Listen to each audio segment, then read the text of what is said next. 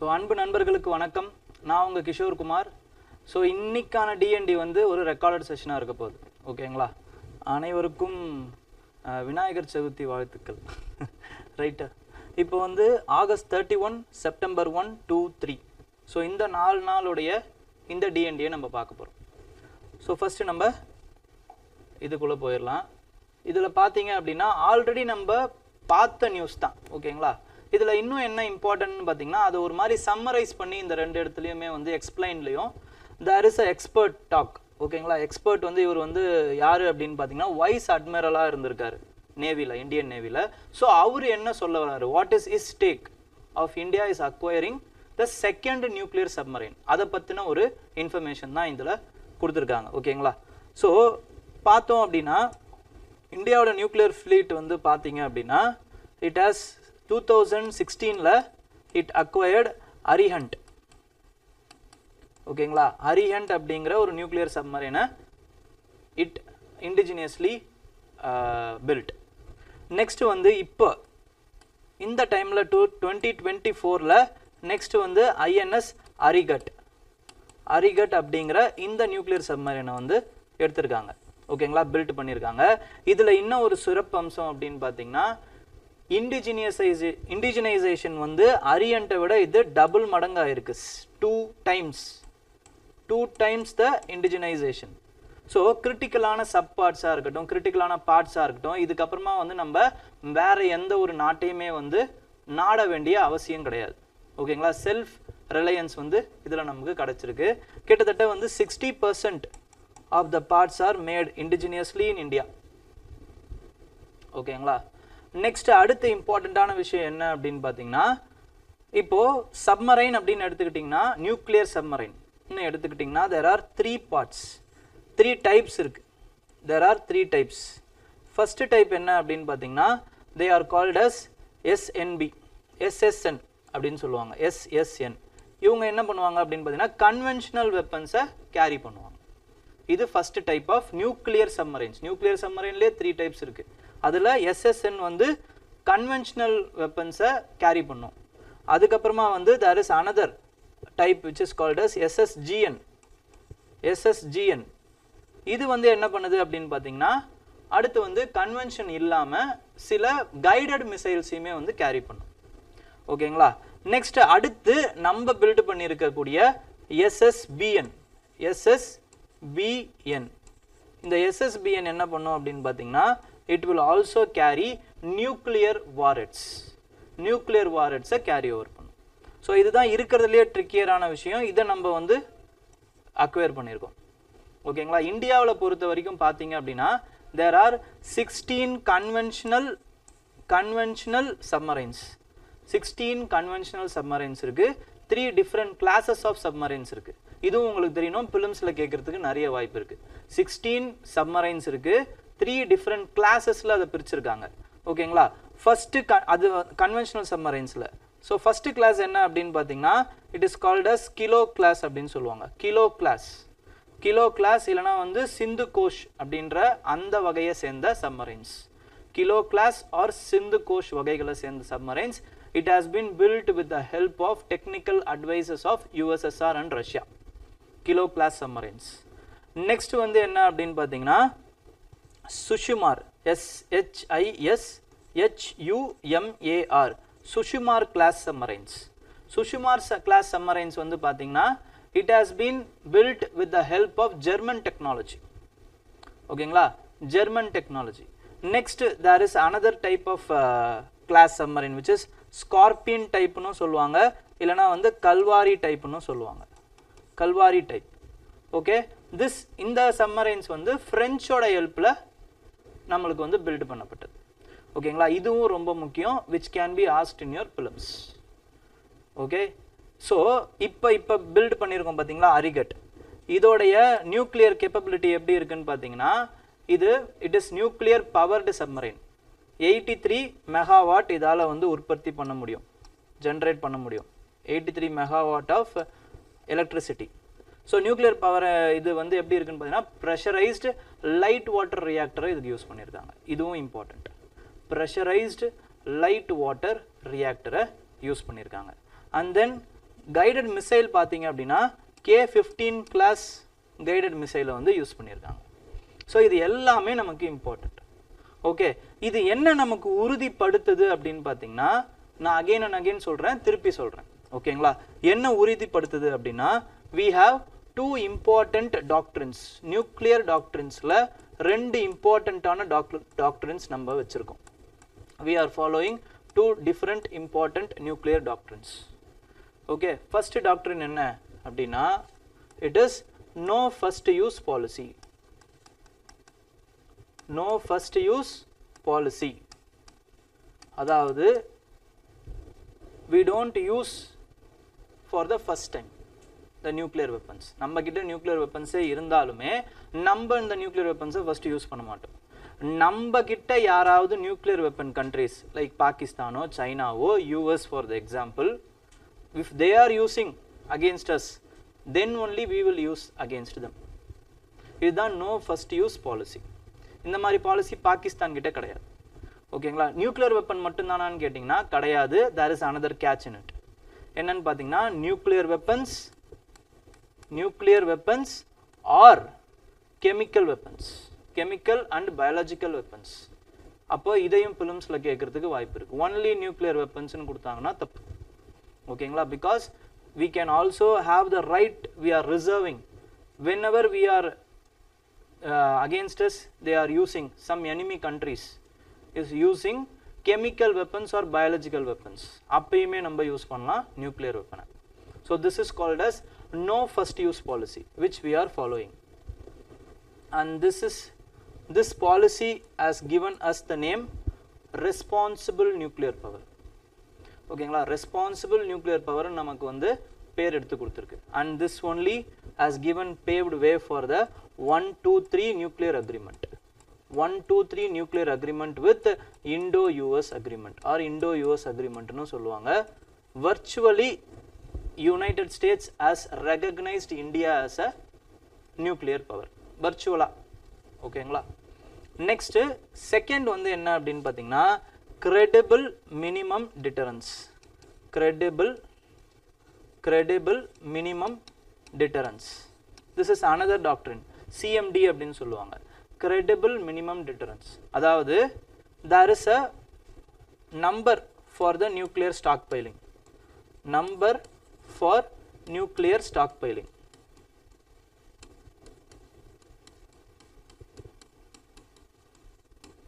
nuclear stockpiling. In the minimum number, for example, if we need 140 nuclear stockpiles, we will be having the deterrence. ஓகேங்களா, இந்த number, அந்த minimum number இருக்கு பார்த்தீங்களா, இந்த minimum number வரைக்கும் தான் we will stockpile the nuclear weapon. அதுக்கு மேலே we won't.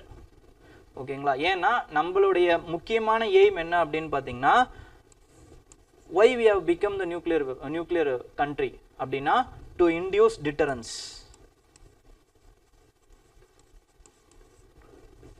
இவங்க கிட்ட போருக்கு போகக்கூடாது, because India is a nuclear வெப்பன்னு நம்மளுடைய எனிமி கண்ட்ரிஸுக்கு ஒரு பயம் வரணுங்கிறதுக்காக தான் we have become nuclear weapon. So அதுக்காக நம்ம என்ன பண்ணுறோம்னா, credible minimum deterrence-ஓட நம்ம நிறுத்திக்கிறோம், ஸ்டாக் பைலிங்கை நிறுத்திக்கிறோம். ஸோ இந்த 2 விஷயமே ரொம்ப important.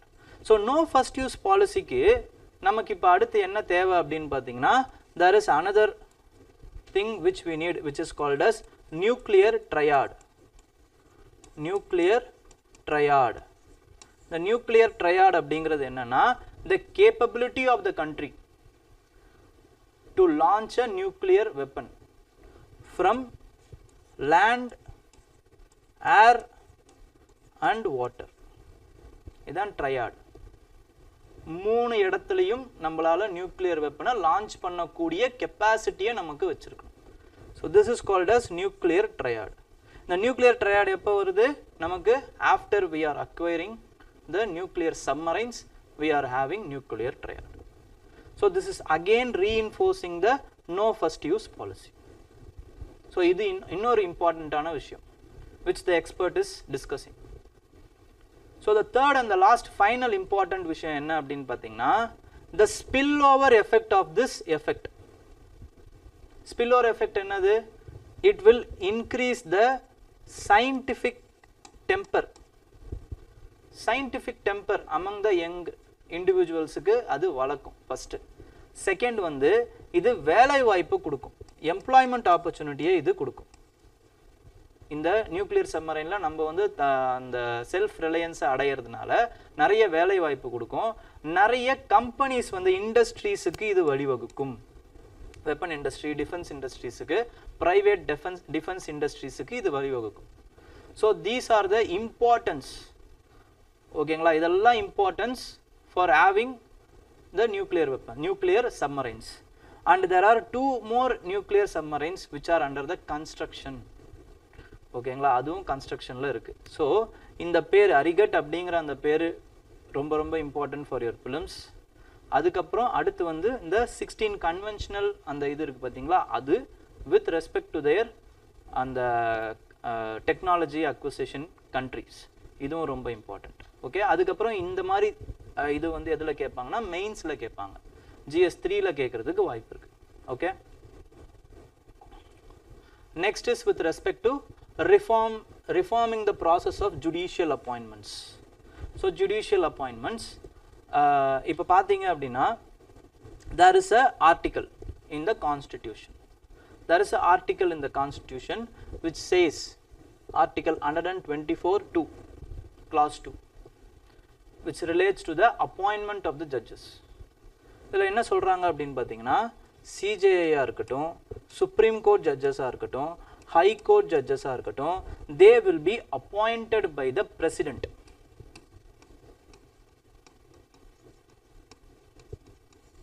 Under his hands and seal. But there is a catch word in it. என்ன அப்படின்னா, the judges, the CJI will be in consultation. They will be appointed after the consultation with CJI. CJI கூட consultation பண்ணி தான் they will be appointed. இதுதான் அதில் catch. Okay, until emergency all are fine. Emergency அப்போ என்ன ஆகுது அப்படின்னு பார்த்தீங்கன்னா, 2 senior most judges வந்து சூப்பர் சீட் பண்ணி ஒரு ஜூனியர் ஜட்ஜை வந்து CJI மாற்றிடுறாங்க. ஓகேங்களா, so the tussle between the executive and judiciary, executive and judiciary அப்படிங்கிற அந்த டசல் வந்து இங்கே தான் வந்து முதல்ல வந்து கண்ணு முன்னாடி வந்து ஸ்டார்ட் ஆகுது டியூரிங் எமர்ஜென்சி. ஓகே, ஸோ இதனால் என்ன ஆகுது அப்படின்னா, to increase their independence, judiciary வந்து they are having first judge case. First judge case இல்லைனா எஸ்பி குப்தா கேஸ்ன்னு சொல்லுவாங்க, SP Gupta case or first judge case. அதில் திஸ் கன்சல்டேஷன், ஓகேங்களா, இந்த கன்சல்டேஷன் அப்படிங்கிற வார்த்தைக்கு வந்து கன்கரன்ஸ் அப்படின்ற அர்த்தம்லாம் கிடையாது. ஓகேங்களா, சும்மா கேட்கலாம் அவ்வளோதான். நம்மளுடைய ஒப்பீனியனையும், அதாவது CJI அவரோட ஒப்பீனியனையும் கொடுக்கலாம். இந்த லிஸ்ட் ABCD இவங்களில் யார் வந்து ஜட்ஜாக வரணும் அப்படிங்கிற லிஸ்ட்டில் இப்போது CJI கிட்ட கேட்டு பிரசிடென்ட் வந்து அவர் ஒரு முடிவு எடுக்கலாம் அப்படிங்கிற மாதிரி தான் வந்து இன்டர்பிரேட் பண்ணுறாங்க ஃபர்ஸ்ட் ஜட்ஜ் கேஸில். செகண்ட் ஜட்ஜ் கேஸில் என்ன பண்ணுறாங்க அப்படின்னு பார்த்தீங்கன்னா, செகண்ட் ஜட்ஜ் கேஸ் வந்து பார்த்தீங்க அப்படின்னா, this consultation is equal to கன்கரன்ஸ்னு சுப்ரீம் கோர்ட் சொல்லிடுறாங்க. This word is very very important. Concurrence, this word consultation is equal to concurrence. But this will only be binding. இந்த concurrence எப்போ bind ஆகும் அப்படின்னு பார்த்தீங்கன்னா, when CJI also takes the decision in consultation with 2 other senior most judges, Supreme Court judge, அவரோட சேர்ந்து முடிவெடுத்தா இது செல்லும், இல்லைனா பிரசிடென்ட் வந்து அவரோட முடிவை எடுத்துக்கலாம் இப்படின்னு வந்து செகண்ட் ஜட்ஜ் கேஸில் சொல்லிடுவாங்க. தேர்ட் ஜட்ஜ் கேஸ் வருது இப்போ, அதில் என்ன சொல்கிறாங்கன்னா, here only the Supreme Court creating itself a system of appointment where the judges will appoint themselves, judges appointing judges. அந்த சிஸ்டம் வந்து ஒரு சிஸ்டமேட்டிக்காக கொண்டு வர்றது தேர்ட் ஜட்ஜ் கேஸில் தான். and that system is called as collegium system.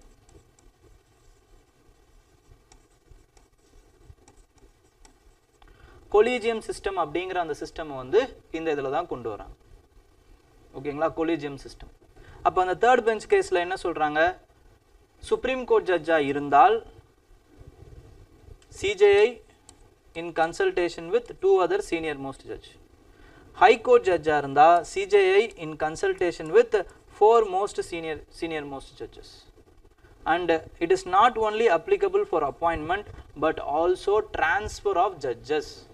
Transfer பண்ணனும்னாலும் அது பொருந்தும், அப்பாயின்மெண்ட்டுக்கு மட்டும் இல்லாமல் transferக்கும் இது பொருந்தும். And again this increased the tussle between the executive and judiciary. இங்க மறுபடியும் அதான் ப்ராப்ளம். அப்போ அடுத்து என்ன பண்றாங்க அப்படின்னு பார்த்தீங்கன்னா, there is in 2014, the year is 2014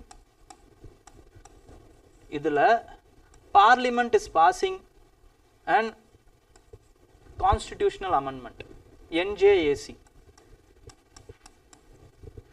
99th Constitutional Amendment Act, National Judicial Appointment Commission.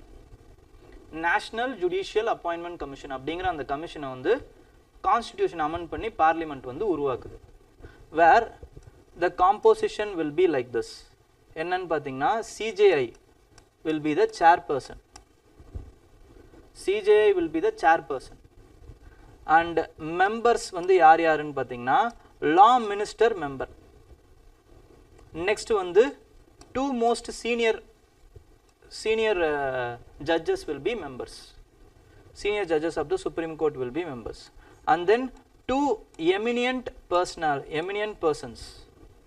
In the eminent persons யாரு அப்படின்னு பார்த்தீங்கன்னா, they will be selected by the select committee,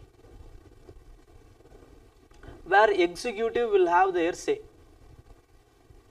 ஓகேங்களா, அப்போ என்ன பிரச்சனை வந்துடுது அப்படின்னு பார்த்தீங்கன்னா, இப்போ ஜுடிஷியரி சைடில் வந்து CJI இருக்காரு, அப்புறம் 2 சீனியர் மோஸ்ட் ஜட்ஜஸ் இருக்காங்க. எக்ஸிக்யூட்டிவ் சைடில் ஒரு எக்ஸிக்யூட்டிவ் லா மினிஸ்டர் இருக்காரு, அதே மாதிரி 2 most eminent persons who will be influenced by the executive decision. அப்போ என்ன ஆயிடுதுன்னு பார்த்தீங்கன்னா 3:3 ஆயிடுது. And there is no will for the CJI. But article 120 இந்த எந்த ஆர்டிக்கல்ல இதை சேர்க்குறாங்கன்னு பார்த்தீங்கன்னா, they are amending 124A அப்படின்னு வந்து 2A அப்படின்ற அந்த இதில் சேர்க்குறாங்க. 2A அப்படிங்கிற அந்த இதில் சேர்க்குறாங்க. இதை வந்து என்ன பண்ணிடுதுன்னு பார்த்தீங்கன்னா, supreme court has struck down as unconstitutional அறிவிச்சிடுறாங்க. ஏன் அறிவிக்கிறாங்கன்னா, 2 விஷயத்தில் அறிவிக்கிறாங்க. இந்த CJI in consultation is a basic structure of constitution. Consult பண்ணணும் அப்படிங்கிறது. ஓகேங்களா, அண்ட் தென் CJIக்கு இம்பார்ட்டன்ஸ் கொடுக்காம போகிறது என்ன ஆகுதுன்னு பார்த்தீங்கன்னா, it is intervening in the independence of the judiciary. Independence of the judiciary. So this is again a basic structure. So basic structure violate பண்ணது அப்படிங்கிறதுனால NJAC Act has been suspended or it has been struck down by the Constitution, by the Supreme Court. But collegium system அப்படிங்கிறது நல்ல ஒழுங்கான சிஸ்டமா இருக்கா அப்படின்னு பார்த்தீங்கன்னா, it is not. It is also facing its fair number of criticisms. First and foremost criticism என்ன அப்படின்னு பார்த்தீங்கன்னா, this structure is very very opaque and non-transparent அப்படிங்கிறது தான் இதோட பெரிய problem. Opaque and non-transparent. Because in what criteria you are selecting the judges, we don't know. Why you are not selecting this judges? Not selecting, அதுவும் எனக்கு தெரியல. In what the criteria you are selecting, அதுவும் எனக்கு தெரியல. If the selected judge ஏதாவது வந்து தப்பு பண்ணிடுறாரு, the collegium system is not responsible. So there is no responsibility and accountability on the part of collegium system. And because it is opaque and non-transparent and non-accountable, there is a situation created with respect to nepotism. Nepotism and favoritism வந்து உருவாகிறதுக்கு வாய்ப்புகள் நிறைய இருக்கு, which is called as uncle judge syndrome. uncle judge syndrome, which leads to uncle judge syndrome. அதாவது வந்து அவங்களுக்கு ஃபேவரான பர்சன்ஸை எடுத்துக்கிறது, not on merit but favoritism. So அங்கே ஆட்டோமேட்டிக்காக கரப்ஷன் வந்து ஊடுருவிடுது. ஸோ இது ஒரு பெரிய problem. These are some of the criticism. எல்லா கிரிட்டிசிசம்னு சொல்ல மாட்டேன், பட் இந்த ஆர்டிக்கலில் கொடுத்துருக்க கிரிட்டிசிசம் இதெல்லாம். ஓகேங்களா? ஸோ ஆனால் மெயினான கிரிட்டிசிசம்ஸ் இதுதான். ஓகே, அக்கௌண்டபிலிட்டி இல்லை, டிரான்ஸ்பரன்சி இல்லை, ஃபேவரட்டிசம், அந்த மாதிரி ஒப்பேக்காக இருக்குது, இது எல்லாமே இஸ் கிரிட்டிசிசம். ஸோ இது என்ன ஃபர்தராக கிரியேட் ஆகுது அப்படின்னு பார்த்தீங்கன்னா, again it divides the executive versus judiciary into widely. Vice President Dhankar also criticizes the judiciary. ஓகேங்களா? ஜுடிஷியரியை வந்து இந்த இதில் வந்து கிரிட்டிசைஸ்லாம் பண்ணுறாரு அவர். அண்ட் இதனால் என்ன ஆகுதுன்னா, இவங்க பரிந்துரை பண்ணுற பேர் இருக்குது பார்த்தீங்களா, அதை வந்து பிரசிடென்ட் வந்து அப்படியே நிறுத்தி வச்சுருக்காங்க, எந்த ஒரு முடிவும் எடுக்க மாட்டாங்க. So there is according to department of justice என்ன சொல்கிறாங்க அப்படின்னு பார்த்தீங்கன்னா, there are 30% vacancy in judicial seats. 30% vacancy in judicial seats. And in High Court itself, more than 60 lakh cases are pending. This is another important issue. It is a mains theme. உங்களுக்கு வந்து மெயின்ஸில் இந்த மாதிரி கேட்குறதுக்கு வாய்ப்பு இருக்குது. ஓகேங்களா? 60 லட்சம் cases வந்து ஹை கோர்ட்டில் பெண்டிங்காக இருக்குது. Very very sorry state of judiciary. ஓகேங்களா? பிகாஸ் 60 லட்சம் பேருக்கு justice is denied. Okay, according to department of justice நம்ம பேசிகிட்டு இருக்கோம். ஓகேங்களா? ஸோ இப்போ இதுக்கு என்ன தான் சார் வழி, என்ன தான் வே ஃபார்வர்ட் அப்படின்னு பார்த்தீங்கன்னா, we can have some global examples. Global எக்ஸாம்பிள்ஸை நம்ம இம்ப்ளிமெண்ட் பண்ணலாம் அப்படிங்கிறது தான் இந்த ஆர்டிக்கிளோட சஜஷன்ஸாக இருக்குது. என்னென்னா, you can take United kingdom, இல்லை சவுத் ஆஃப்ரிக்கா, இல்லை ஃப்ரான்ஸ். இவங்கெல்லாம் என்ன பண்ணுறாங்கன்னா, they have high level committee. In that high level committee, they are not only having executives and judiciary, but also they are having civil society members, they are having non-legal personalities, eminent personalities, lay persons. இந்த மாதிரி வந்து காமனர்ஸை கூட வச்சுருக்காங்க அவங்களுடைய high level select கமிட்டியில். அப்போது இந்த மாதிரி வந்து stack holders paste approach which should be இன்க்ளூசிவான அப்ரோச்சை நீங்களும் வந்து பயன்படுத்தலாம் அப்படிங்கிறது தான் இந்த ஆர்டிக்கலோடைய அடுத்த விஷயம். ஓகேங்களா? அப்போ மாடல்ஸ் பயன்படுத்தி நம்ம என்ன பண்ணலாம்னா, we can also have the membership with respect to more diverse persons, judiciary, legal academia, politicians, laymen. இந்த மாதிரி வந்து எல்லாரையுமே ஜுடிஷியல் அப்பாயின்மெண்ட்ஸில் நம்ம நிறுத்தலாம், which will improve the transparency and accountability. Okay, next வந்து என்ன பண்ணலாம் அப்படின்னு பார்த்தீங்கன்னா, இப்போது reworking of NJSC எப்படி இருக்கணும்னா, it should be more inclusive, it should be efficient, it should have balance. பேலன்ஸ்னா எப்படி பேலன்ஸ்னா, balance between the independence of judiciary versus accountability of the judiciary. Independence of the judiciary வந்து it is not absolute. கான்ஸ்டிடியூஷன்லேயே இருக்குது. ஓகேங்களா? கான்ஸ்டிடியூஷன்லேயே இருக்குன்னா it has been interpreted. கான்ஸ்டிடியூஷனில் எதுவுமே absolute கிடையாது. And judiciary அதுக்கு விதிவிலக்கு கிடையாது. அப்போது independence of the judiciary should also come within the constitutional limits. So it should be accountable to the people also. அதுதான் அங்கே இம்பார்ட்டண்ட். ஓகே, அதுதான் அங்கே catch. So then only we can maintain public confidence and rule of law. Okay. Next is dealing with the China Africa Forum. China Africa Forumல இதில் என்னென்ன சொல்கிறாங்க அப்படின்னு பார்த்தீங்கன்னா, there are 3 kinds of things which you have to know with respect to this article. First என்ன அப்படின்னு பார்த்தீங்கன்னா, how Africa is seen by world.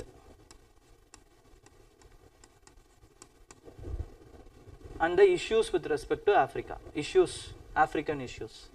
Second, China Africa engagement. China Africa engagement. Third one is with respect to the lessons which India can learn. learn from this China Africa engagement. இதெல்லாம் தான் இந்த மூணு different பிரிவில் தான் நம்ம இந்த ஆர்டிக்கிளை அணுக போகிறோம். Okay, first of all, so how world is seeing with respect to Africa அப்படின்னு பார்த்தீங்கன்னா, it is seeing Africa as a non-state actor. ஓகேங்களா, non-serious actor, ஸ்டேட்டில் non-serious actor. அவங்க வந்து ரொம்ப டோக்கனிசமாக தான் வந்து ஆஃப்ரிக்கன்ஸை வந்து என்கேஜ் பண்ணுறாங்க. tokenistic approach. The world is engaging with Africa in a tokenistic approach, not in a serious manner. But world ku Africa தேவன்னு நமக்கு புரியுது, அவங்களுக்கு புரியுது. Because Africa is an important player. They have resources, raw materials.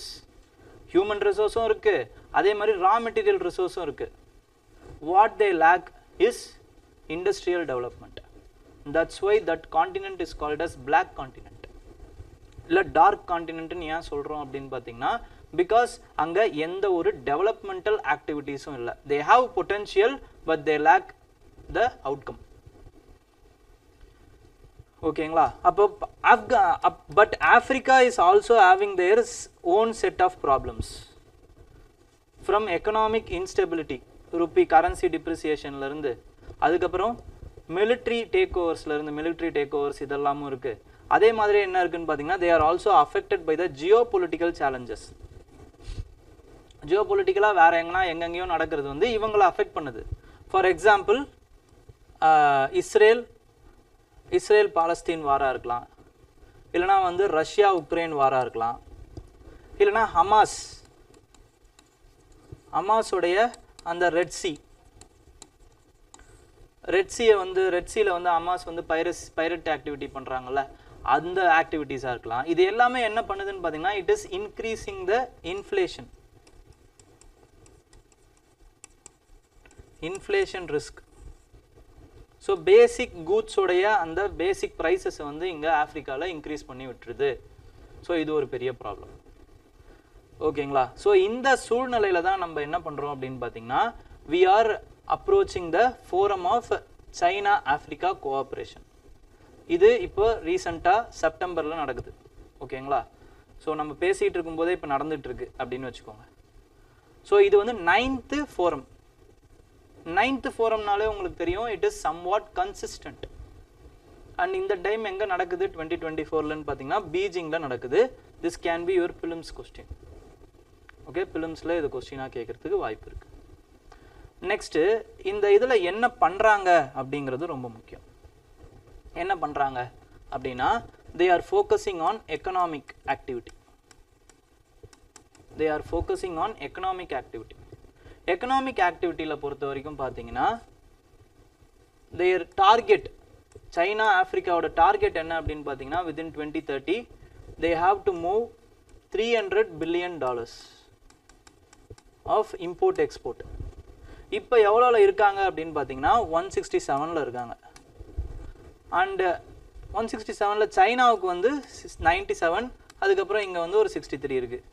And China is importing majorly raw materials from Africa, and they are exporting the finished goods. That's why this imbalance. ஓகேங்களா, இதனால தான் இந்த imbalance வந்து நமக்கு கிடைக்குது. So இப்போ அடுத்து என்ன மாதிரியான என்கேஜ்மெண்ட் இருக்குது அப்படின்னு அப்போது இதையும் பார்த்துருவோம். இந்த ரா மெட்டீரியல்ஸை அவங்களால வந்து ஃபினிஷ்டு கூட்ஸாக மாற்ற முடியாதானா? மாற்ற முடியும். But they are lacking the technology and the manpower. ஓகேங்களா, டெக்னாலஜி அவங்களுக்கு இல்லை, ஸ்கில் பவர் இல்லை. மேன் பவர்னு இல்லை, ஸ்கில்லும் இல்லை, அவங்களுக்கு டெக்னாலஜியும் இல்லை. And this is where India can help Africa. ஓகேங்களா, எக்ஸாம்பிளாக என்ன சொல்கிறாங்க அப்படின்னு பார்த்தீங்கன்னா, பேசிக்காக இருக்கக்கூடிய கேஷ்யூ இருக்குது பார்த்தீங்களா, கேஷ்யூ நட், அதை ரோஸ்ட் பண்ணக்கூட அவங்களுக்கு அந்த ப்ராசஸிங் யூனிட் இல்லைன்றாங்க ஆஃப்ரிக்கன்ஸால். அதை கூட அவங்களால பண்ண முடியல. So these kind of small activities, small skills and technology can be given by India to Africa. So this will increase our soft power against them, towards them. Okay, next type of engagement என்ன அப்படின்னு பார்த்தீங்கன்னா with respect to Africa and Russia வந்து it is with respect to the strategic goals.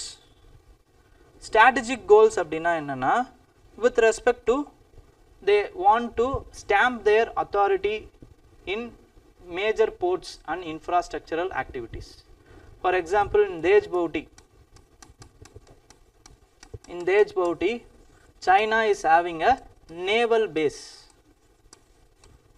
So based on it, it will also engage in activities, economic activities and strategic activities la avanga ஈடுபடுவாங்க. ஓகேங்களா? And there are some problems with respect to Africa. அதையும் நம்ம பார்க்கணும். ஓகேங்களா?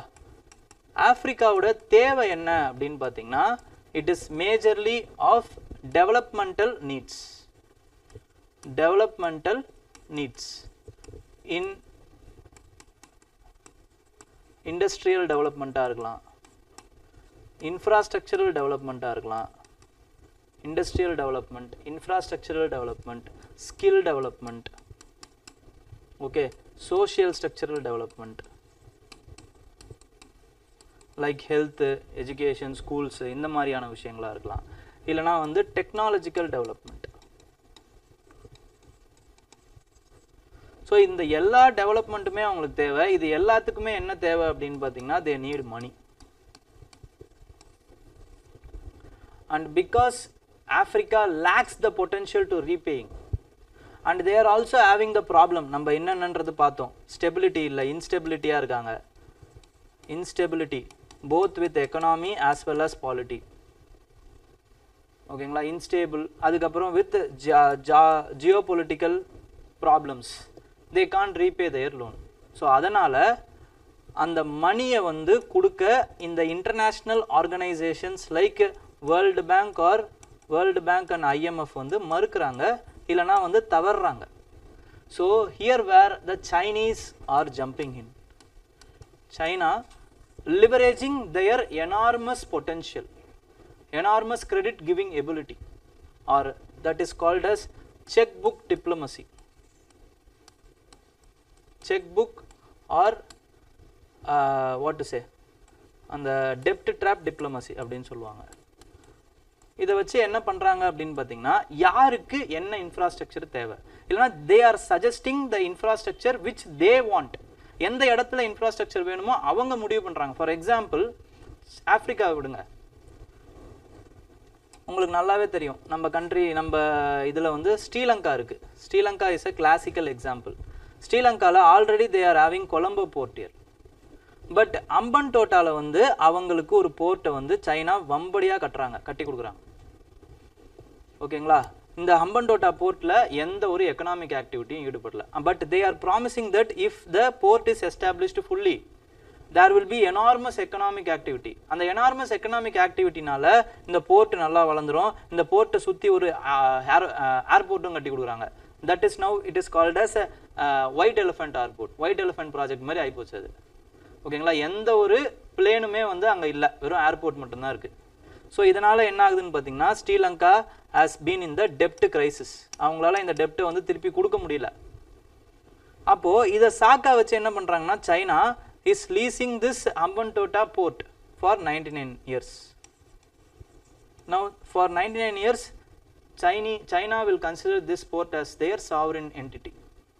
So இதுக்கு பேர் தான் வந்து டெப்ட் trap diplomacy. என்ன அந்த நாட்டுக்கு என்ன தேவையோ அதை கொடுக்கறது இல்லை, பட் அவங்களுக்கு என்ன தேவையோ அந்த இடத்துல இன்ஃப்ராஸ்ட்ரக்சர் ஆக்டிவிட்டியை இது பண்ணுறது.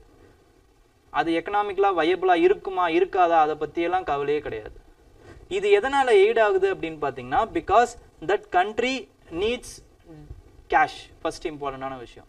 Second infrastructure. Third the leaders are corrupt everywhere. ஓகேங்களா? இதை யூஸ் பண்ணி தான் வந்து என்ன பண்ணுறாங்க அப்படின்னு பார்த்தீங்கன்னா China is leveraging their chequebook and டெப்ட் ட்ராப் டிப்ளமசி. இதுதான் அங்கே ப்ராப்ளம். ஓகே, அப்போது இந்த சூழ்நிலையில தான் என்ன ஆகுது அப்படின்னு பார்த்தீங்கன்னா we want to learn something from these kind of forums. ஓகேங்களா? அப்போ what India can learn from these kind of forum அப்படின்னு பார்த்தீங்கன்னா இந்த சைனா கிட்ட இருந்து நம்ம வந்து we can learn the continuity of the engagement. Because இந்தியாவுக்கும் இந்த மாதிரி வந்து சைனா மாதிரியே வந்து ஃபோரம் இருக்கு. ஃபோரம் ஆன் சைனா ஆப்பிரிக்கா மாதிரியே நம்மளுக்குமே வந்து இந்தியா ஆப்பிரிக்கா ஃபோரம்னு ஒரு ஃபோரம் இருக்கு. சப்மிட் இந்தியா ஆப்பிரிக்கா ஃபோரம் சப்மிட்னு ஒரு சப்மிட் இருக்கு. அதை லாஸ்டா வந்து எப்போ அவங்க வந்து மீட் பண்றாங்க, நம்ம ரெண்டு பேரும் மீட் பண்றோம் அப்படின்னு பார்த்தீங்கன்னா 2015ல தான் மீட் பண்றோம். அதுவும் தேர்ட் சப்மிட். அதுக்கப்புறமா வந்து நம்ம ரெண்டு பேரும், அதாவது வந்து ஆப்பிரிக்காவும் சரி இந்தியாவும் சரி மீட் பண்ணவே இல்லை. ஓகே, இது ஒரு பெரிய ப்ராப்ளம். ஸோ இந்த மாதிரியான இந்த கன்சிஸ்டண்ட்டாக வந்து இவங்க ரெண்டு பேரும் மீட் பண்ணணுங்கிறது ஒரு பெரிய இம்பார்ட்டண்ட்டான விஷயம். நெக்ஸ்ட் வந்து சப்போர்ட்டிங் ஆப்பிரிக்கன் இண்டஸ்ட்ரியலைசேஷன். சைனா மாதிரி வந்து ப்ரிடேட்ரியான ப்ரைஸிங் கொடுக்காம, ப்ரிடேட்ரி ப்ரைஸிங்கோ அந்த மாதிரி டெப்ட் ட்ராப்பில் அவங்கள வந்து மாட்டி விடாமல் நம்ம என்ன பண்ணணும் அப்படின்னு பார்த்தீங்கன்னா, we have to engage and leverage with our style. Our style is soft style. நம்மளுடைய அந்த advantages with respect to agriculture, அதுக்கப்புறம் டெக்னாலஜி, ஐடி, இந்த மாதிரியான விஷயங்களை சர்வீஸ் செக்டார்ஸில் we have to skill the population, African people's population. Okay, இதுவும் ரொம்ப important. Next வந்து இனோவேட்டிவ் ஃபினான்சிங் சொல்யூஷன்ஸ். நம்மளால வந்து ஃபுல்லாக வந்து சைனா மாதிரி வந்து ஒரு ஃபுல்லாக இது கொடுக்க முடியாது, லைன் ஆஃப் கிரெடிட்டோ இல்லைனா கடனோ கொடுக்க முடியாது. But what we can do is we can blend the investment. ஓகேங்களா, blended finance support we can give. Government should give their line of credit and we should also encourage the private players in our country. நம்ம கிட்ட இருக்க private players should be encouraged to invest in Africa. Okay, next வந்து we should also use the digital connectivity and technologies. நம்ம UPI payment மாதிரி, அப்புறம் jam Trinity, அதுக்கப்புறம் telemedicine, telemarketing, டெலி education, இது எல்லாத்தையுமே வந்து நம்ம we can use for India Africa Forum. ஓகேங்களா, ஆப்பிரிக்கா கூட நம்மளால வந்து இது பண்ண முடியும். ஓகேங்களா, these are some of the important thing which we can learn. Okay,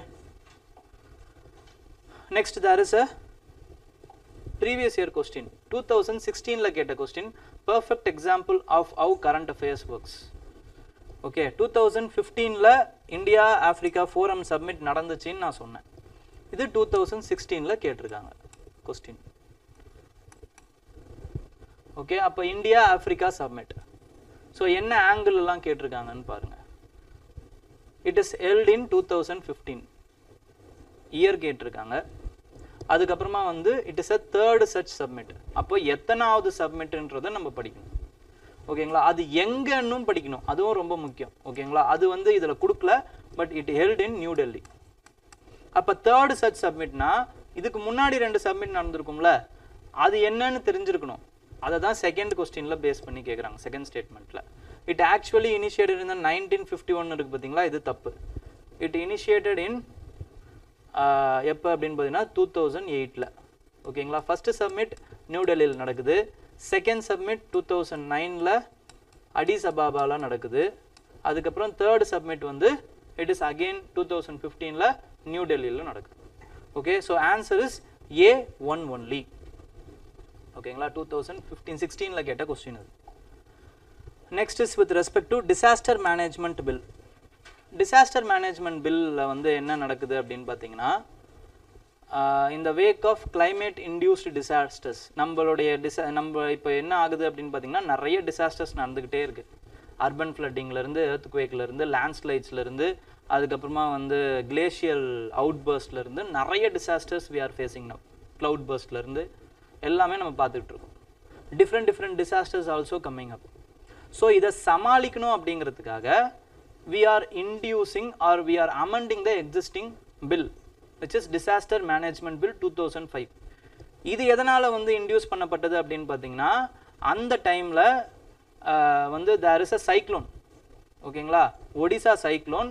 அதுக்கப்புறம் there is another thing which is called as tsunami.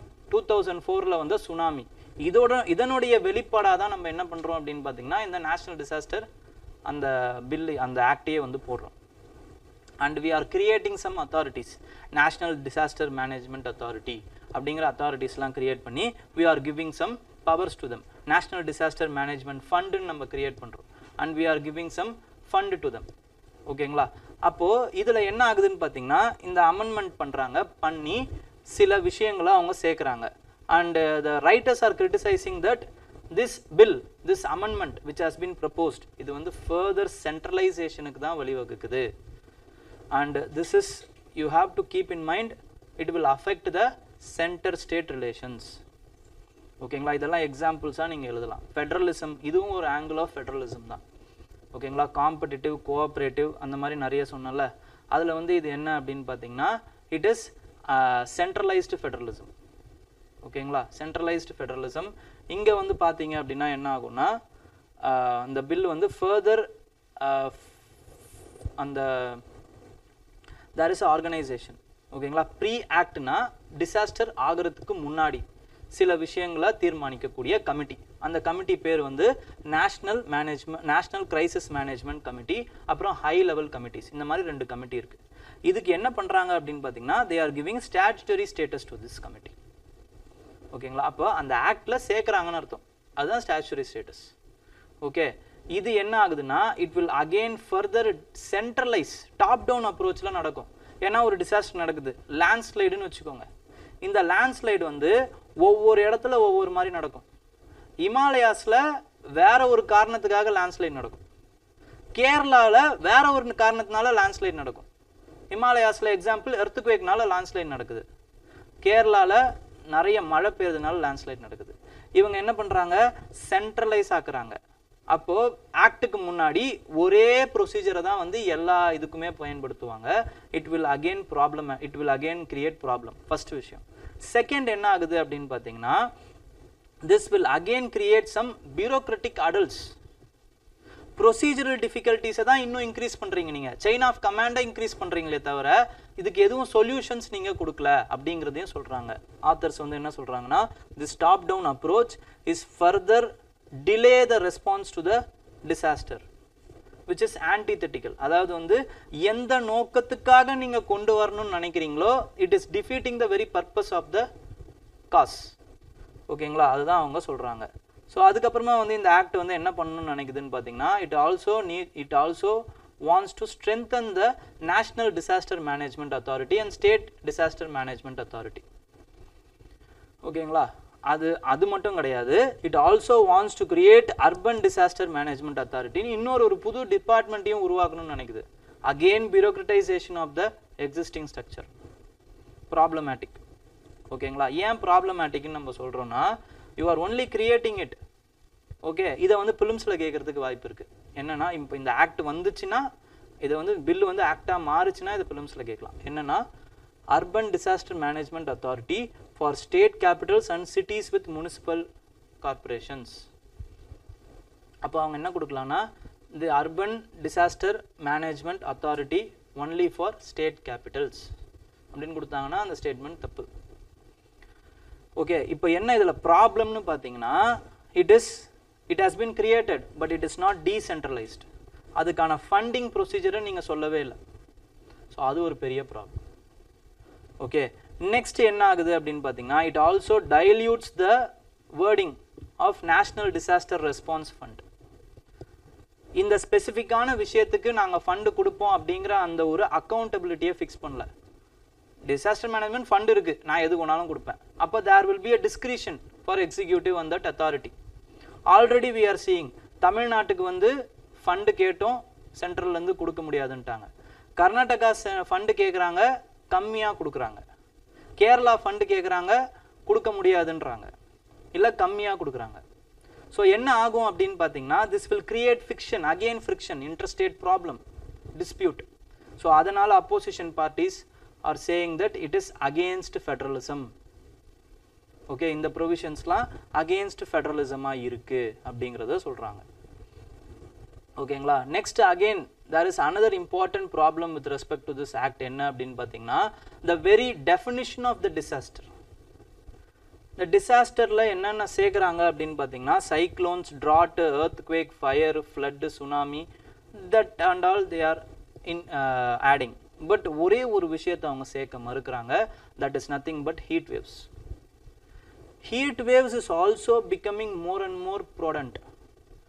கடந்த 10 வருஷத்துல கிட்டத்தட்ட 300க்கும் மேற்பட்ட நாட்கள்ல இந்தியா வந்து heat வேவ்ஸ்தால அவஸ்தைப்பட்டிருக்கு. and it is also fulfilling the condition, which is nothing but because of heat waves we are losing life. So that is equal to disaster. ஆனா நீங்க அந்த டிசாஸ்டர்னு வந்து நம்ப மறுக்கிறீங்க, இல்லனா ஏத்துக்க மறுக்கிறீங்க. இது பெரிய problem. So what we should do is we should integrate with the existing international standards. ஏன்னா it is in the rise of climate change. Climate change increase ஆயிட்டே இருக்கிறதுனால heat waves are inevitable. அப்போ என்ன பண்ணணும்? High level committees, இங்க high level committees வந்து they have given some procedures also. heat waves னா என்ன, heat waves க்கு என்ன பண்ணணும் அப்படின்ற ப்ரொசீஜர்லாம் கொடுத்திருக்கு. நம்ம heat waves பத்தியும் நிறைய படிச்சும் இருக்கோம். And heat waves are filled with many articles. என்ன பண்ணணும், யாருக்கு எப்படி பாதிப்பு, சில்ட்ரனுக்கு என்ன பாதிப்பு, லேபர்ஸ்க்கு என்ன பாதிப்பு, உமனுக்கு என்ன பாதிப்பு, இந்த மாதிரி வந்து 4-5 பெர்ஸ்பெக்டிவ்ல நம்மளே படிச்சிருக்கோம் நம்மளோட DNDல. But they are not recognizing heat wave as a disaster. So இதெல்லாம் பெரிய problems in the proposed disaster management bill. Okay. Next, what and all the effects, என்னென்னலாம் எஃபெக்ட் இருக்கும். ஒரு ஆஸ்ட்ரோநாட் வந்து நிறைய நேரம் வந்து ஸ்பேஸில் வந்து இருக்காரு இல்லை இருக்காங்க அப்படின்னா என்னென்னலாம் எஃபெக்ட் வரும். இது ஏன் வந்து நம்ம படிக்கணும் அப்படின்னு பார்த்தீங்கன்னா, ரீசெண்டாக வந்து பூவிங் ஸ்டார்லைன் க்ரூ கேப்சூல், பூவிங்கிறதும் ஒரு ப்ரைவேட் கேப்சூல் தான், ஸ்பேஸ் கேப்சூல் தான். அவங்க ரிட்டர்ன் வரப்போகிற ஸ்பேஸ் எக்ஸுமே வந்து ஒரு ப்ரைவேட் கேப்சூல் தான். ஸ்பேஸ் எக்ஸ் வந்து it is with respect to Elon Musk company. ஓகேங்களா. இந்த பூவிங் ஸ்டார்லைனரில் வந்து அந்த திருப்பி வரக்கூடிய அந்த கெப்பாசிட்டி இல்லை, இட் இஸ் நாட் எலிஜிபிள்னு சொன்னதுனால they are staying there itself. Original plan என்னன்னா 8 நாளில் திருப்பி வரணுங்கிறது தான். இப்போ அவங்க 6 மாதம் ஸ்டே பண்ண வேண்டிய சூழ்நிலைக்கு தள்ளப்படுறாங்க. யார் அப்படின்னு பார்த்தீங்கன்னா சுனிதா வில்லியம்ஸ், அப்புறம் வந்து பேரி வில்மோர், இவங்க 2 பேரும். ஸோ ஆஸ்ட்ரோநாட்ஸ் ரொம்ப நாள் ஜீரோ கிராவிட்டி இல்லைனா மைக்ரோ கிராவிட்டி சுச்சுவேஷன்ஸில் இருக்காங்க அப்படின்னா என்னென்னலாம் அவங்களுக்கான அந்த உடம்புல, அவங்களோட உடம்புல என்னென்ன மாதிரியான இம்பேக்ட்ஸ் ஏற்படும். இந்த இம்பேக்ட்ஸ் ஏன் ஏற்படுதுன்னு பார்த்தீங்கன்னா 3 இம்பார்ட்டன்ட் ஃபேக்டர்ஸால் ஏற்படுது. ஒன்று வந்து என்ன அப்படின்னு பார்த்தீங்கன்னா it is radiation exposure. First வந்து radiation exposure, this is the first factor. Second factor is the confined environment which they are living. Third factor is gravitation. இந்த 3 ஃபேக்டர் தான் which is affecting their body. அது என்னென்ன மாதிரியெல்லாம் affect பண்ணுது அப்படின்னு பார்த்தீங்கன்னா it will affect from the நர்வ்ஸ்லேருந்து, அவங்களுடைய போன்ஸ்லேருந்து, அவங்களோட ஐஸ்லேருந்து, டைஜஸ்டிவ் சிஸ்டம்லேருந்து, ஹார்ட்லேருந்து எல்லாத்தையுமே அஃபெக்ட் பண்ணுதுன்றாங்க. And it is in a preliminary study. இது வந்து காம்ப்ரிஹென்சிவாக நம்மளால் வந்து கற்றுக்க முடியல. பட் போயிட்டு வந்தவங்களுடைய ஆஸ்ட்ரோநாட்ஸோடைய அந்த எக்ஸாமின் பண்ணுறதுலேருந்து நம்ம தெரிஞ்சுக்கிட்ட அந்த ஸ்டடி தான் இது. இந்த ஸ்டடிக்கு பேர் என்ன சொல்கிறாங்க அப்படின்னு பார்த்தீங்கன்னா ஸ்பேஸோனாமிக்ஸ்ன்னு சொல்கிறாங்க. Spaceomics. This can be asked in your prelims. Okay, the study, a set of studies involved in understanding all the ways in which the body can be affected by the space environment. அப்போ எப்படி எல்லாம் sir affect ஆகுது அப்படின்னு பார்த்தீங்கன்னா first வந்து you can have the bones micro கிராவிட்டியில் weaker ஆகுது அப்படின்றாங்க. Bones can be weaker in micro gravity. Next வந்து ஃபுட்டு வந்து என்ன ஆகும் அப்படின்னு பார்த்தீங்கன்னா கிராவிட்டி இல்லாததுனால ஸ்லோவாக இறங்குதான். அப்போ ரொம்ப நாள் வந்து அந்த ஃபுட்டு வந்து உள்ளே இருக்கிறதுனால you will become more what to say அந்த வெயிட் கெயின் வந்து ஆகும் அப்படிங்கிறத சொல்கிறாங்க. அப்புறமா வந்து ஆஸ்ட்ரோநாட்ஸ் வந்து லாங் டியூரேஷன் ஸ்பேஸ் ஃப்ளைட் வந்து இருக்கிறதுனால நியூரோ ஆக்குலர் சிண்ட்ரோம் அப்படிங்கிற அந்த சிண்ட்ரோம் வந்து வருமா. அதாவது பின் மண்டையில் நிறைய ஃப்ளூயிட் வந்து கான்சென்ட்ரேட் ஆகி ஐக்கு பின்னாடி ஐ சைட்டை பாதிக்கக்கூடிய சூழ்நிலை ப்ராப்ளம்ஸ் ஏற்படும் அப்படிங்கிறத சொல்கிறாங்க. ஓகே, அதுக்கப்புறம் உங்களோட பாடி வெயிட் வந்து வெயிட்லெஸ்ஸாக இருக்கிறதுனால ஆர்ட் வந்து சுருங்கிறதுக்கான வாய்ப்பு இருக்குன்றாங்க. ஓகே, நெக்ஸ்ட் வந்து என்ன ஆகும் அப்படின்னு பார்த்தீங்கன்னா மசில்ஸும் அதே மாதிரி அவங்களோட அந்த மாசை வந்து இழக்கிறதுக்கு வாய்ப்பு இருக்குது. ரெட் பிளட் செல்ஸ் வந்து சீக்கிரமாக அழியறதுக்கான வாய்ப்பு இருக்குது. அப்போ அதுக்கேற்ற மாதிரி டயட் சிஸ்டம், அதுக்கப்புறமா வந்து ஆர்டிஃபிஷியல் கிராவிட்டி சிஸ்டம், இந்த மாதிரியான சிஸ்டம்லாம் இன்டியூஸ் பண்ணி தான் நம்ம வாழ வேண்டிய சூழ்நிலைக்கு நம்ம தள்ளப்படுறோம் இன் ஸ்பேஸ். ஓகே, இது ஏன் இம்பார்ட்டண்ட் ஆகுது, இந்த ஸ்டடி ஏன் நம்ம பண்ணுறோம், இந்த மாதிரி மாட்டிக்கிறவங்களுக்கு நம்ம காப்பாற்றணுங்கிறதுக்காக தான் பண்ணுறோமா அப்படின்னு பார்த்தீங்கன்னா in future we are trying to have space colonies. the humanity is trying to have space colonies in future. இப்போ மூன்லையா இருக்கட்டும் இல்லைனா வந்து மார்ஸ்லையா இருக்கட்டும், இங்கெல்லாம் வந்து நம்ம போய் நம்மளுடைய ஹியூமன் காலனிஸை கொண்டு வரணும்னு நினைக்கிறோம். So for that prolonged impact நம்மளோட உடம்புல எப்படியெல்லாம் இம்பேக்ட் ஆகுதுங்கிறத நம்ம தெரிஞ்சுக்கிறது ரொம்ப ரொம்ப அவசியமாகுது. ஸோ அதுவும் ஒரு இம்பார்ட்டண்ட்டான ஃபியூச்சர், இதுக்கும் இது ரொம்ப இம்பார்ட்டண்ட்டாக தேவைப்படுது. ஓகேங்களா? ஸோ இதை சயின்ஸ் அண்ட் டெக்னாலஜியில் GS3ல கேட்கறதுக்கு வாய்ப்பு இருக்குது. impacts of space travel on human body அப்படின்னு கேட்கலாம். Okay, next is with respect to இது கொடுத்துருக்கேன். ஓகேங்களா? Next is with respect to India's neighbourhood watch past and present அப்படிங்கிறத போட்டிருக்காங்க. இது என்ன அப்படின்னு பார்த்தீங்கன்னா, it is the problems, number of problems which India is dealing with their neighbourhood. ஓகேங்களா? இந்தியாவோட நெய்பர்ஹுட்டில் இந்தியா என்னென்னலாம் ப்ராப்ளம்ஸை வந்து சந்திச்சுக்கிட்டு இருக்கு அப்படிங்கிறத இதில் வந்து அதில் காம்ப்ரிஹென்சிவாக கொடுத்துருக்காரு. I have made it as a table. ஓகேங்களா? டேபிளாக நான் போட்டிருக்கேன். பாஸ்ட்டில் பார்த்தீங்கன்னா ஹியர் இஸ் 3 இம்பார்ட்டண்ட்டான வருஷம் இருக்குது பாஸ்ட்டில். They are concentrating on the years of 2008 to 2010. ஓகேங்களா? 2008லேருந்து 2010ல் என்னதான் ஃப்ளாவாக இருந்தாலுமே there is a rooting of democracy வந்து நம்மளுடைய நெய்பர்ஸில் வந்து ரூட் ஆகுது. ஃப்ளாடாக இருந்தாலுமே ரூட் சிஸ்டம்ஸ் வருது. எப்படியெல்லாம் வருது? பங்களாதேஷை பொறுத்த வரைக்கும் மிலிட்ரி ரூல்லேருந்து ஷேக் ஹசீனா 2009ல் சார்ஜ் எடுக்கிறாங்க. ஸ்ரீலங்காவை பொறுத்த வரைக்கும் தேர் இஸ் அ சிவில் வார் வந்து எண்ட் ஆகி யூனிஃபைடு ஸ்ரீலங்காவோட நம்மள என்ன பண்ணுறோன்னு பார்த்தீங்கன்னா we are engaging with it. And மியான்மரை பொறுத்த வரைக்கும் என்ன பண்ணுறாங்கன்னு பார்த்தீங்கன்னா, அங்கேயுமே வந்து மிலிட்ரி ரூல் எண்ட் ஆகி ஆன்சாங் சூக்கியோட பார்ட்டி வந்து வின் பண்ணுது. இந்த சைடில் வந்து மால்தீவ்ஸ்லேயும் என்ன ஆகுது அப்படின்னு பார்த்தீங்கன்னா, தேர் இஸ் அ 30 வருஷம் அட்டோக்ராட்டிக் ரூல் முடிஞ்சு நஷீர் என்ன பண்ணுறாரு, முகமது நஷீர் வந்து அவர் வந்து வராரு த்ரூ மல்டி பார்ட்டி சிஸ்டம். பாகிஸ்தான்லேயும் முஷரஃப் வந்து வெளியே தூக்கி எறியப்பட்டு there is a nascent form of democracy. ஆப்கானிஸ்தானில் இந்த ப்ராசஸ் ஒரு 6 வருஷத்துக்கு முன்னாடியே நடக்குது with help of US on war on terror or war on drug அப்படிங்கிற அந்த விஷயத்தில் நடக்குது. ஸோ இந்தியாவோட நெய்பர்ஹுட்டில் பார்த்தீங்க அப்படின்னா வந்து ஒரு பெரிய பாசிட்டிவ் சைன்ஸ் வந்து 2008, 2009, 10 வாக்கில் நடக்குது. Democracy is having. டெமோக்ரஸி இருக்கிறது ஏன் ரொம்ப ரொம்ப அவசியம்னு நம்ம நினைக்கிறோம் அப்படின்னு பார்த்தீங்கன்னா, we are democracy first of all. Second என்னன்னு பார்த்தீங்கன்னா, civilian government will only be responsible to the people. ஆட்டோக்ராட்டிக்காக இருக்காங்க இல்லை மிலிட்ரிஸ்டிக் டிக்டேட்டர்ஸாக இருக்காங்கன்னா they don't have any sense. ஓகேங்களா? We can't make any sense out of them. அவங்கள வந்து ஒரு நெகோசியேஷன் டேபிளுக்குள்ளே கொண்டு வர வைக்க முடியாது. They will think about themself, their legacy, what I will bring to this country, அந்த மாதிரி தான் பார்ப்பாங்களே தவிர வாட் த கண்ட்ரி நீட்ஸுங்கிற அந்த விஷயத்தை பார்க்கவே மாட்டாங்க. Because they are not accountable to the people. அந்த அக்கௌண்டபிலிட்டியை கொண்டு வரணும்னா we need to install some kind of democracy. அதனால தான் இந்த டெமோக்ரஸி ரொம்ப ரொம்ப அவசியம்னு நம்ம நினைக்கிறோம். அதே மாதிரி ஸ்டெபிலிட்டியும் ரொம்ப ரொம்ப அவசியம். இந்த டெமோக்ரஸி இருந்து ஸ்டெபிலிட்டி இருக்கும்போது எக்கனாமிக் டெவலப்மெண்ட் நடக்கும். இந்த economic development further spurs the democratic ideals. Institution building கெப்பாசிட்டியை இன்க்ரீஸ் பண்ணும். இது it will take time. Over the period of time only it will have. And they should have a necessary visionary leaders also to implement this. If India as blessed with those leaders, our founding fathers, they concentrated on the institutional building la avanga vandu concentrate பண்றாங்க. They are pouring enormous power on institutions. Supreme Court க்கு independence கொடுக்கறாங்க, CAG க்கு independence கொடுக்கறாங்க, Election Commission of India க்கு independence கொடுக்கறாங்க. So they are giving more enormous amount of power to the institutional capacity. அது democracy reinforce பண்ணுது. Democracy திருப்பி institutions reinforce பண்ணுது. இதனால தான் emergency was short.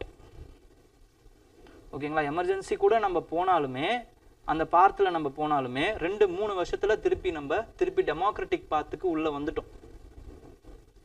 அப்ப இப்ப என்ன நடக்குதுன்னு பாத்தீங்கன்னா, but the scenery has reversed. Again the trend of autocracy is coming on the top in our neighbors, and among this India is alone is having a sea island of democracy. In the sea of autocracy, India is in between island of democracy. Okay, Sheikh Hasina government topple ஆகுது. ஓகேங்களா? இந்த சைடில் வந்து பார்த்தீங்க அப்படின்னா வந்து economic collapse, Gotabaya Rajapaksa Sri Lanka வந்து அவங்களுக்குமே வந்து அகர்டலா ப்ரொட்டஸ்ட்னு அந்த ப்ரொட்டஸ்ட் நடக்குது. அதுக்கப்புறமா வந்து இந்த மால்தீவ்ஸில் பொறுத்த வரைக்கும் ஆன்டி இண்டியா சென்டிமெண்ட்ஸ் அதிகமாக, இந்தியா அவுட் கேம்பெயின் அதை வந்து ஃபேஸ் பண்ணுற அந்த இது வராங்க. நேபாள்லேயும் அதே மாதிரியே வந்து சைனாவுக்கு ஆதரவாக இருக்கிறவங்க வந்து வராங்க. இந்த மாதிரி வந்து எல்லா இடத்துலையுமே வந்து இந்தியாவுக்கு எதிரான அந்த சூழ்நிலை தான் வந்து வருது. அப்போ இந்தியா இதை எப்படி சமாளிக்குது? இப்போ ஆப்கானிஸ்தான்லையும் தாலிபான்ஸ் தான் இருக்கிறாங்க. அப்போ இந்தியா இதை எப்படி சமாளிக்குது அப்படின்னு பார்த்தீங்கன்னா, எல்லா இடத்துலையுமே வந்து லைன் ஆஃப் கிரெடிட் கொடுக்கறதுலேருந்து, அதுக்கப்புறமா வந்து ப்ராக்மேட்டிக்காக என்கேஜ்மெண்ட் பண்ணுறதுலேருந்து, மால்தீவ்ஸில் கூட நம்ம இப்போ ப்ராக்மேட்டிக்காக என்கேஜ் பண்ணிகிட்டு இருக்கோம். ஓகேங்களா? ஸ்ரீலங்கா கூடயும் நம்ம ஆல் பார்ட்டியாக நம்ம என்ன பண்ணுறோம் அப்படின்னு பார்த்தீங்கன்னா, எல்லாரு கூடயுமே என்கேஜ்மெண்ட் பண்ணிகிட்டு இருக்கோம். ஸோ எந்த பார்ட்டி வந்தாலும் நமக்கு ஸ்ரீலங்காவில் இப்போ பிரச்சனை இல்லைங்கிற சூழ்நிலை தான் போயிட்டுருக்கு. நேபாள்லையும் அதே மாதிரியே we are engaging with them. Afghanistan, even with respect to Taliban, we are engaging with them because we have invested. நம்மளோட அசர்ட்டை காப்பாற்றணுங்கிறதுக்காக நம்ம we are engaging with even with Taliban. ஓகேங்களா? அந்த ப்ராக்மேட்டிக் அப்ரோச் வந்து இப்போ நம்மளுக்கு வந்துடுச்சு. ரெண்டே இடத்தை தவிர மியான்மரில் it is humanitarian crisis and this Myanmar crisis is spilling over in North East. இது ஒரு பெரிய problem. Second is with respect to Bangladesh. பங்களாதேஷில் we have made a strategic blunder as of now. என்னன்னா ஷேக் ஹசீனாவை முழுசாக பேக் பண்ணி அப்போசிஷன் லீடர்ஸை எதையுமே நம்ம கான்ஃபிடென்ட்டாக எடுத்துக்க மறுத்துட்டோம். ஸோ இது ஒரு பெரிய ப்ராப்ளம். ஓகேங்களா? இப்போ நம்ம என்ன பண்ணலான்னா கரண்ட் ரெஜிம்ஸை நம்ம ஃபாலோ பண்ணிவிட்டு we have to induce the forces of democracy. இதுதான் ஒரே ஆப்ஷன் நம்மக்கிட்ட இருக்கிறது. ஓகேங்களா? இதுதான் வந்து ஆத்தர் சொல்கிறார். Okay, India's neighbourhood problems and reasons. Next, there is a crisis with respect to West Asia and North Africa. North Africa பொறுத்த வரைக்கும் எது இருக்கிறதுலே worst humanitarian crisisன்னு இப்போ உங்ககிட்ட கேட்குறோம் அப்படின்னா நீங்கள் எல்லாருமே என்ன சொல்லுவீங்கன்னா பாலஸ்தீனில் நடக்கிறது தான் சார்னு சொல்லுவீங்க. பட் ஆத்தர் என்ன சொல்கிறாருன்னு பார்த்தீங்கன்னா அதை விட ஒரு பெரிய ஹியூமானிட்டேரியன் கிரைசிஸ் இருக்குது, அது சூடானில் இருக்குது அப்படின்றார். பாலஸ்தீனில் எவ்வளோ பேர் இறந்துருக்காங்க சார்? இது வரைக்கும் 40,000 பேர் இறந்துருக்காங்க சார். ஸோ அதை வந்து கவர் பண்ணுற வெஸ்டர்ன் மீடியா என்ன பண்ண மறுக்குது அப்படின்னு பார்த்தீங்கன்னா, சூடானில் கிட்டத்தட்ட 1.5 லட்சம் பேர் இறந்துருக்காங்க, 4 மடங்கு அதிகம். பட் அதை அவங்க கவர் பண்ண மறுக்கிறாங்க. ஓகேங்களா? இப்போது இந்த சூழ்நிலையில் தான் வந்து என்ன பண்ணுறாரு அப்படின்னு பார்த்தீங்கன்னா, இந்தியாவுடைய ஸ்டேக்ஸ் எதில் இருக்குது இதை மட்டும் பார்த்தா போதும், மற்ற எதுவுமே நமக்கு தேவையில்லை. இந்தியாவோட ஸ்டேக்ஸ் இன் சூடான். ஓகேங்களா? we have already successfully evacuated the Indian nationals who are in Sudan. அது பற்றி ப்ராப்ளம் இல்லை. பட் இருந்தாலும் இந்த எக்கனாமிக் ஆங்கிளில் பொறுத்த வரைக்கும் பார்த்தீங்கன்னா இந்த பேலன்ஸ் ஆஃப் ட்ரேட் வந்து நம்மளுக்கு சாதகமாக இருந்திருக்கு. 9%, 9:1, 9 மடங்கு நம்ம வந்து அதிகமாக எக்ஸ்போர்ட் பண்ணியிருந்திருக்கோம். அது இப்போ போயிடுச்சு. அந்த பொட்டென்ஷியல் எவ்வளோ அப்படின்னு பார்த்தீங்கன்னா கிட்டத்தட்ட 2 பில்லியன். ஓகேங்களா?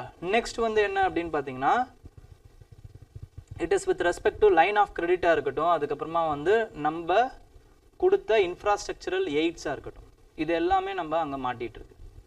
Next there is enormous potential with respect to tourism, அதாவது மெடிக்கல் டூரிசம். அங்கேருந்து இங்கே வரக்கூடியவங்களுடைய அந்த மெடிக்கல் டூரிசமுடைய எண்ணிக்கை அதிகம். சூடான்லேருந்து எஜுகேஷனாக இருக்கட்டும், மெடிக்கல் டூரிசமாக இருக்கட்டும், இதெல்லாம் நம்ம இப்போ பொட்டென்ஷியலை இழந்துக்கிட்டு இருக்கோம். இப்போ சூடான் வந்து நியூஸில் இருந்துக்கிட்டே இருக்கிறதுனால நம்ம என்ன பண்ணணும் அப்படின்னு பார்த்தீங்கன்னா, சூடான் ஷேர்ஸ் லேண்ட் பார்டர்ஸ், இந்த லைனை எழுதிக்கோங்க. Sudan shares land borders with 7 countries and coast line red sea. Red சியையும் அது ஷேர் பண்ணுது, 7 கண்ட்ரியை ஷேர் பண்ணுது. அந்த 7 கண்ட்ரியும் நீங்கள் ஞாபகம் வச்சுக்கணும். இது உங்களோட பிலிம்ஸ் ஃபேக்டில் கேட்குறதுக்கு வாய்ப்பு இருக்குது. என்னென்ன கண்ட்ரி அப்படின்னு பார்த்தீங்கன்னா, it is with respect to Egypt,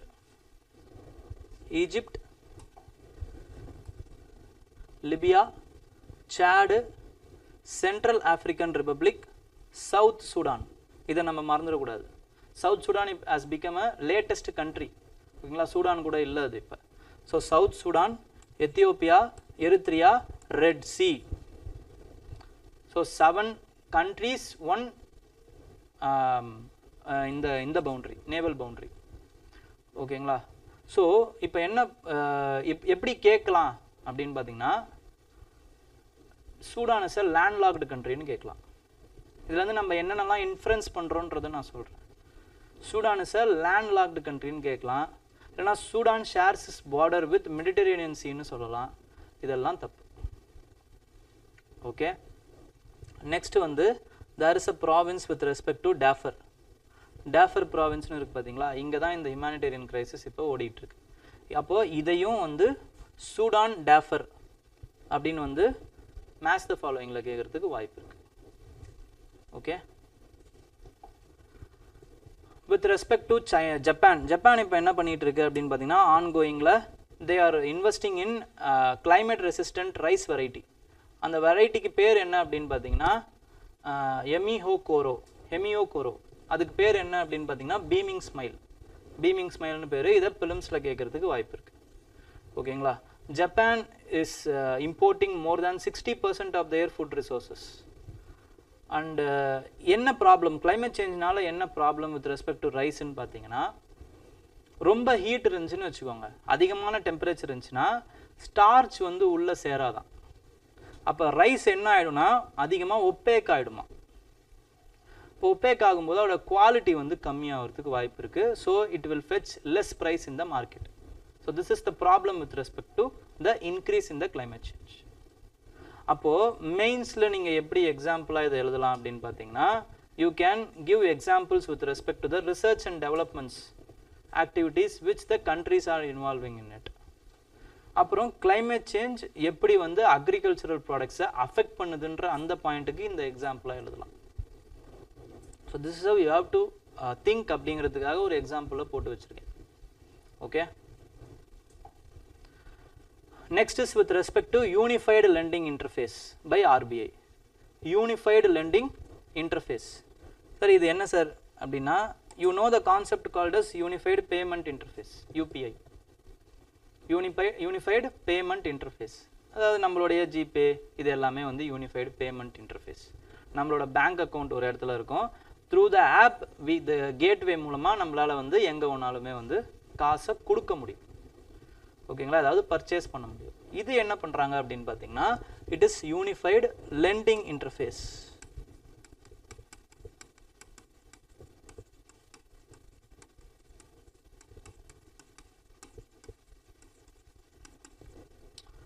so இதனால் என்ன பண்ண முடியும், ஈஸியாக கடன் கொடுக்க முடியும். இப்போ லெண்டிங் அவென்யூஸ் எல்லாத்தையுமே வந்து ஃபினான்ஷியல் அண்ட் நான் ஃபினான்ஷியல் அவென்யூஸ், இந்த டீட்டெயில்ஸ் எல்லாத்தையுமே வந்து என்ன பண்ணுவாங்கன்னு பார்த்தீங்கன்னா இதில் இன்டெகிரேட் பண்ணிடுவாங்க. அப்போ இன்டெகிரேட் பண்ணும்போது என்ன ஆகுன்னு பார்த்தீங்கன்னா, த கிரெடிட்டார்ஸுங்கிறவங்க கடன் கேட்குறவங்க, அவங்களோட இன்ஃபர்மேஷன்ஸ் இதில் இருக்கும். லெண்டார்ஸ் வந்து they can access this information and they can give the loans to the creditors. So இதுதான் யூனிஃபைடு லெண்டிங் இன்டர்ஃபேஸ். இப்போ என்னென்ன ப்ராப்ளம் வந்து கிரெடிட்டர்ஸ் ஃபேஸ் பண்ணுறாங்க. இப்போ ஒரு பெரிய கிரெடிட்டார், ஒரு பெரிய பிஸ்னஸ்மேன் இருக்கார், ஒரு நிறைய பேங்க் பேலன்ஸ் வச்சுருக்காரு, அதுக்கப்புறமா வந்து நிறைய பிஸ்னஸ் தெரிஞ்சே வச்சுருக்காரு, டிரான்சாக்ஷன் நல்லா காட்டுறாரு. அப்படின்னும் போது அவருக்கு கிரெடிட் வாங்குறதுல எந்த ஒரு ப்ராப்ளமும் இருக்காது. he will get seamless credit. But சில எக்ஸாம்பிள்ஸை யோசிச்சு பாருங்க. ஸ்மால் அண்ட் மார்ஜினல் ஃபார்மர்ஸ் இருக்காங்க, small and marginal farmers, dairy farmers,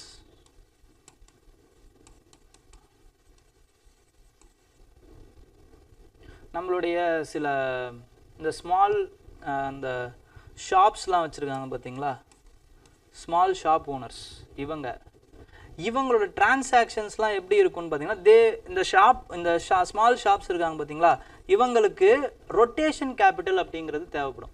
ஒரு நாளைக்கு வந்து சரக்கை வாங்கி அதுக்கப்புறம் அதை மூவ் பண்ணுறதுக்குன்ற கேபிட்டல். ஓகேங்களா, ஏன்னா வந்து கடனில் தான் சிலதெல்லாம் கொடுத்துருப்பாங்க, கடனில் தான் வாங்கியிருப்பாங்க. ஸோ இந்த ரொட்டேஷன் கேபிட்டல் வந்து இருக்கிறதுக்கு சில லிக்விட் அமௌண்ட் வந்து அவங்களுக்கு எப்பயுமே இருந்துகிட்டே இருக்கணும். இதில் ப்ராப்ளம் வரும். இதனால என்ன ஆகும்னு பார்த்தீங்கன்னா, இதை வந்து அந்த பேங்க்கில் வந்து கேட்க முடியாது. ஏன்னா அந்த டிரான்சாக்ஷன் டீட்டெயில்ஸ் வந்து அவங்களுக்கு இருக்காது. ஸோ இதனால் வந்து அவங்க வந்து அந்த மணி லெண்டர்ஸ் கிட்ட போயிட்டு அதிகமான வட்டி வாங்கி அவங்க வந்து அந்த டெப்ட் ட்ராப்பில் மாட்டிப்பாங்க. சைனா என்ன பண்ணுதோ அதை மணி லெண்டர்ஸ் வந்து இங்கே லோக்கல் லெவலில் பண்ணிகிட்டு இருப்பாங்க. ஓகேங்களா? அப்போது இந்த ஷாப் ஓனர்ஸ் வந்து இப்போ என்ன பண்ணியிருக்காங்க அப்படின்னு பார்த்தீங்கன்னா யூபிஐ கூட வந்து இன்டகிரேட் பண்ணியிருக்காங்கன்னு வச்சுக்கோங்க ஒரு எக்ஸாம்பிளுக்கு. ஸோ அவங்களுடைய அந்த யூபிஐ டிரான்சாக்ஷன் என்னன்னு நம்மளால் வந்து கண்டுபிடிக்க முடியும். They will have their information integrated with the unified lending. ஓகேங்களா? அதுதான் ஃபினான்ஷியல் ரிசோர்ஸஸை இன்டகிரேட் பண்ணுறது. நான் ஃபினான்ஷியல் ரிசோர்ஸஸ்னால் இப்போ ஸ்மால் அண்ட் மீடியம் ஃபார்மர்ஸ் இருக்காங்க, அவங்களுடைய லேண்ட் ரெக்கார்ட்ஸை இதில் இன்டகிரேட் பண்ணியிருப்பாங்க, டிஜிட்டல் லேண்ட் ரெக்கார்ட்ஸை. ஸோ டிஜிட்டல் அந்த லேண்ட் ரெக்கார்டுடைய பொட்டென்ஷியல் என்னன்றது உங்களுக்கு தெரியும். இப்போது டைரி ஃபார்மர்ஸ் இருக்கிறாங்க, கோஆப்ரேட்டிவில் இவங்க எவ்வளோ விற்றுருக்காங்க, அவங்களுடைய பாலை எவ்வளோ விற்றுருக்காங்க அப்படிங்கிறது அந்த கோஆப்ரேட்டிவ்ஸ் வில் ரெக்கார்ட் ஃபினான்ஷியல் சோர்ஸாக. Small and medium marginal farmers மட்டும் கிடையாது, தேர் இஸ் டெனண்ட் ஃபார்மர்ஸ், குத்தகைக்கு எடுத்து ஃபார்மிங் பண்ணுறவங்க. இவங்களுக்கு லேண்டே இருக்காது, but they have stocks, crops அந்த மண்டியில் விற்றுருப்பாங்க. அப்போ அந்த மண்டியில் அவங்க விற்றதுக்கான இன்ஃபர்மேஷனை they will be integrated. So இது மூலமாக என்ன தெரியும் அப்படின்னு பார்த்தீங்கன்னா லெண்டர்ஸுக்கு அவங்க எவ்வளோ அவங்களுடைய பொட்டென்ஷியல் என்னன்றது இப்போ தெரிஞ்சு போகுது. இதுக்கு முன்னாடி தெரியாத இன்ஃபர்மேஷன் இப்போ அவங்களுக்கு தெரிஞ்சு போகுது. ஸோ இதனால் என்ன ஆகுன்னு பார்த்தீங்கன்னா ஈஸியாக இவங்களால வந்து அந்த கிரெடிட்டார்ஸுக்கு குறைஞ்ச வட்டியில் இன்ஸ்டிடியூஷனல் கிரெடிட்டை கொடுக்க முடியும். This is the first important what to say advantage என்ன அப்படின்னு பார்த்தீங்கன்னா with respect to unified lending interface, it is the increase of institutional credit.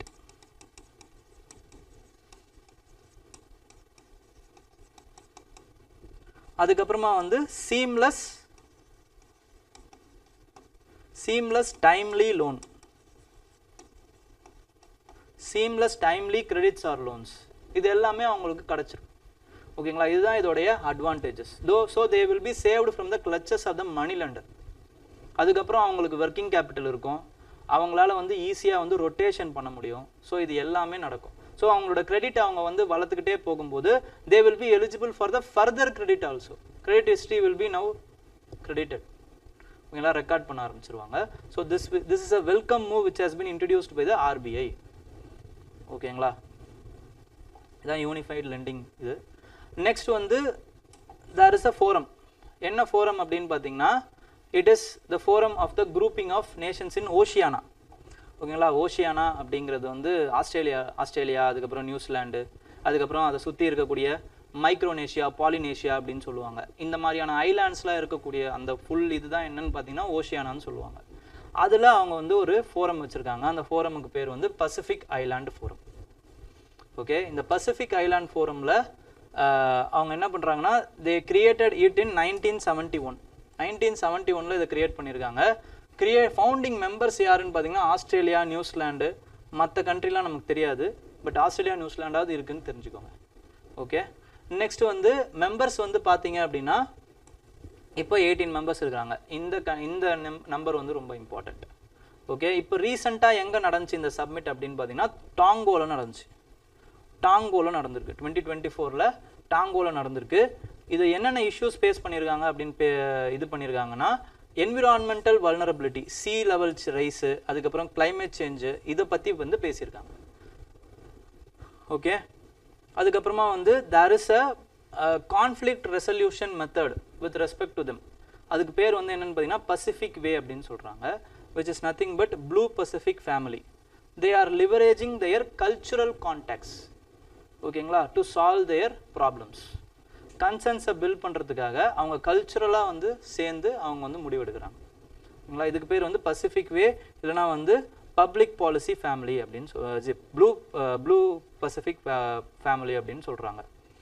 ஓகேங்களா? ஸோ இதெல்லாம் ரொம்ப முக்கியம். There is a controversy recently என்ன அப்படின்னு பார்த்தீங்கன்னா இந்த லாஸ்ட்டாக வந்து இந்த இதில் they have recognized, this group have recognized Taiwan as a sovereign entity. ஓகேங்களா? அவங்களோட ரிப்போர்ட்டில் சைனா வந்து மறுபடியும் எதிர்ப்பு தெரிவித்த உடனே அதை அவங்க மாற்றிக்கிறாங்க. நெக்ஸ்ட் வந்து there is a protest New Caledonia அப்படிங்கிற ஒரு கண்ட்ரி இருந்துச்சு. அதுவும் வந்து இந்த பசிபிக் ஓஷியானா ரீஜனுக்குள்ள தான் இருக்கு. This island belongs to பிரான்ஸுக்கு சம்மந்தப்பட்டது. there is a entity இல்லைனா வந்து இனக்குழு இருக்காங்க. அவங்க பேர் வந்து என்னன்னு பார்த்தீங்கன்னா கனாக் பீப்புள். இதை எழுதி வச்சுக்கோங்க, கனாக் பீப்புள். ஓகேங்களா, countries, peoples in news, tribes in news, இப்படிலாம் ஃபிலிம்ஸில் கேட்கலாம். They are protesting for more independence from French. ஓகேங்களா, ஸோ இதுவும் இந்த இஷ்யூவும் போய்கிட்டு இருக்கு.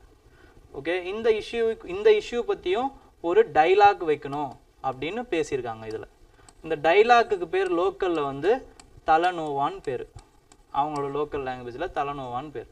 ஓகே,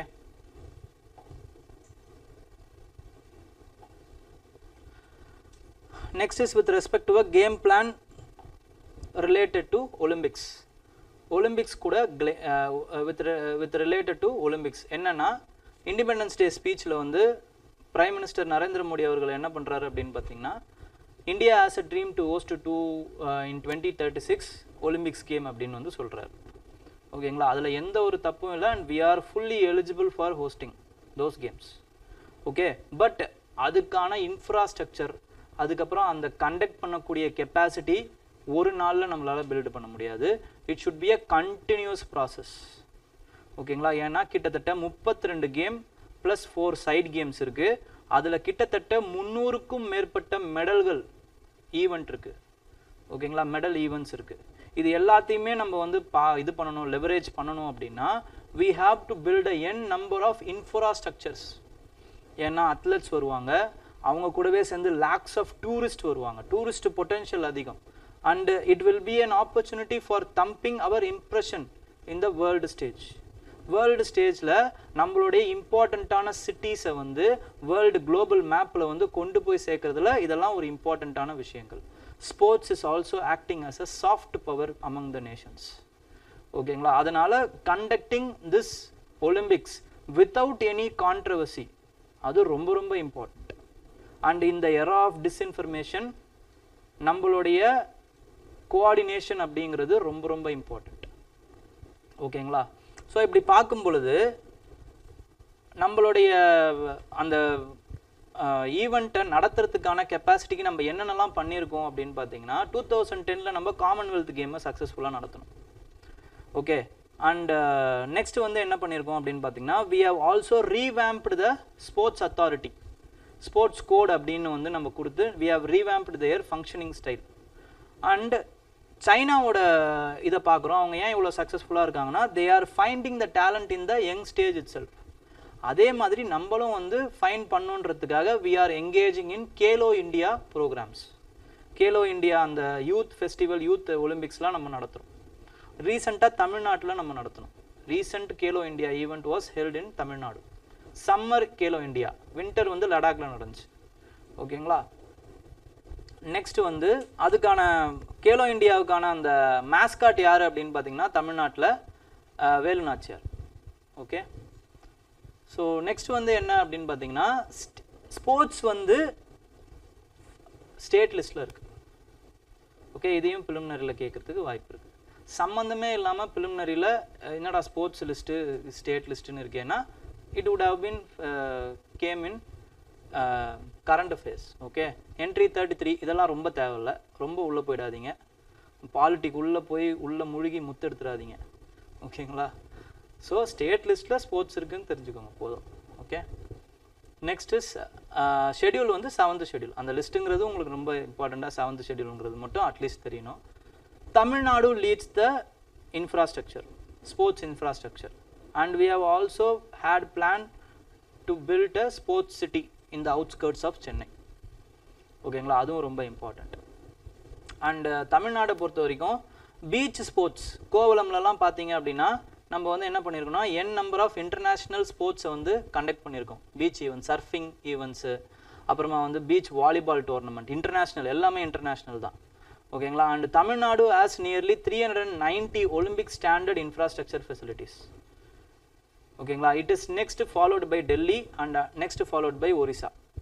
மற்ற இடத்துலலாம் இல்லை. அப்போது ஃப்ரான்ஸ் இப்போ ரீசெண்டாக கண்டக்ட் பண்ணதில் they have used their existing infrastructure very well. So அதனால் அவங்களுடைய அந்த செலவை வந்து நல்லா கம்மி பண்ணுறாங்க. ஸோ அதே மாதிரியே நம்மளும் என்ன பண்ணணும்னா we should also leverage our existing infrastructure if you want to host the Olympics. அப்போ இதுக்கு என்ன பண்ணணும், இங்கே தான் வந்து இம்பார்ட்டண்ட்டான ஒரு விஷயத்துக்கு வரும், which is nothing but cooperative federalism. So cooperation between among the various stakeholders is very very necessary. ஸ்டேட்டை வந்து ஒரு கரெக்டான ஸ்டேக் ஹோல்டராக நம்ம centre should accept and they should consult with the state.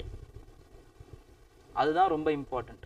So இதுவும் ஒரு example of cooperative federalism. Okay, conducting Olympics you can connect it with polity. Okay,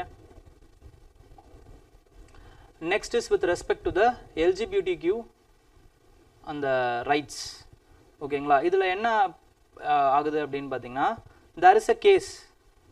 ஓகேங்களா, there is a case with respect to recognition of the LGBTQ marriages, same sex marriages. Supreme court என்ன சொல்லிடுறாங்க அப்படின்னு பார்த்தீங்கன்னா it won't recognize அப்படின்னு சொல்லிடுறாங்க. But there is another case, important case, which is Navjot Singh case, where they are recognizing or where they are saying that Article 377 is unconstitutional. Article 377 என்ன ஆர்டிக்கலில் IPC section அது என்ன சொல்லுது அப்படின்னு பார்த்தீங்கன்னா same sex அந்த intercourse வந்து it leads to பனிஷ்மெண்ட்னு சொல்லுது. அந்த பனிஷ்மெண்ட்னு சொல்கிறத அன்கான்ஸ்டிடியூஷனல் சொல்லிடுறாங்க. ஓகேங்களா, but they R not recognising the same sex couple marriage. ஆனால் அந்த தீர்ப்பிலே என்ன சொல்கிறாங்கன்னா they are instructing central government to explore the other avenues which the LGBTQ communities are affected. அதை சரி பண்ணுங்கன்னு சொல்கிறாங்க. அதன் அடிப்படையில் என்ன பண்ணுறாங்கன்னா various ministries of central government are giving instructions to the state governments. First என்ன அப்படின்னு பார்த்தீங்கன்னா மினிஸ்ட்ரி ஆஃப் பப்ளிக் டிஸ்ட்ரிபியூஷன் அவங்க வந்து ரேஷன் கடைகளில் LGBTQ இருக்கிற மெம்பர்ஸோடைய பேர்களையும் சேர்த்துக்கோங்க அப்படின்னு இப்போ தான் இன்ஸ்ட்ரக்ஷன்ஸே கொடுக்குறாங்க. Because they also have the right to have live with dignity. ஓகேங்களா, அவங்கள நம்ம ஒரு செக்ஸ் ஓரியன்டேஷனுக்காக நம்ம அவங்கள தண்டிக்க கூடாது. ஓகேங்களா, they have their right to life. Article 21 is applicable for them also. Okay, next வந்து ஹெல்த் மினிஸ்ட்ரி என்ன சொல்கிறாங்க அப்படின்னு பார்த்தீங்கன்னா இப்போ வந்து ஏதோ ஒரு ரெண்டு சேம் செக்ஸ் கப்புள்ஸ் வந்து ஒன்றா கப்புள்ஸாக வாழ்ந்துக்கிட்டு இருக்காங்க, யாரோ ஒருத்தவங்க இறந்து போயிடுறாங்க and there is no one to claim their body. அப்படிங்கிற பட்சத்திலேயாவது you should give that body to the other couple. ஓகேங்களா, அதர் மெம்பர் கிட்ட நீங்கள் அந்த இதுவை கொடுக்கணும், அந்த உடம்பை கொடுக்கணும் அப்படிங்கிறத சொல்கிறாங்க. ஓகே, அப்போ இன்னும் அதெல்லாம் பண்ணலன்னு அர்த்தம். ஓகேங்களா, நெக்ஸ்ட் வந்து if same sex couple is having a child, ஓகேங்களா, through surrogacy some any other means அப்படின்னும்போது அந்த சைல்டுக்கு உண்டான rights, medical rights should be given to the child. So these are some of the instructions. அதே மாதிரி prison rights, ப்ரிசன்ஸில் வந்து அவங்க வந்து they should not be harassed. இந்த மாதிரியான விஷயங்கள், இந்த இன்ஸ்ட்ரக்ஷன்ஸ் எல்லாத்தையுமே வந்து சென்ட்ரல் கவர்மெண்ட் அந்தந்த டிபார்ட்மெண்ட்ஸ் வந்து ஸ்டேட் கவர்மெண்ட்ஸுக்கும் மற்ற டிபார்ட்மெண்ட்ஸுக்கும் கொடுக்குறாங்க. ஓகே,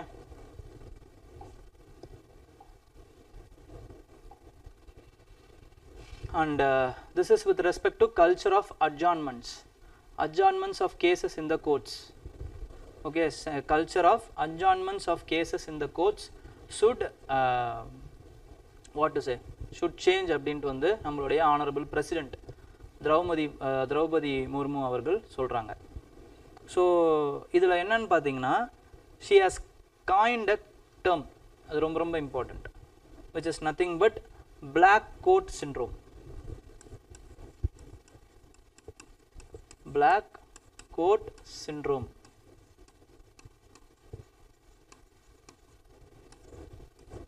Because of the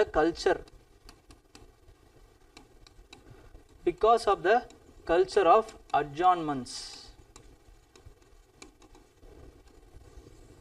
Adjournmentsனா என்னது? வாய்தா மேலே வாய்தா.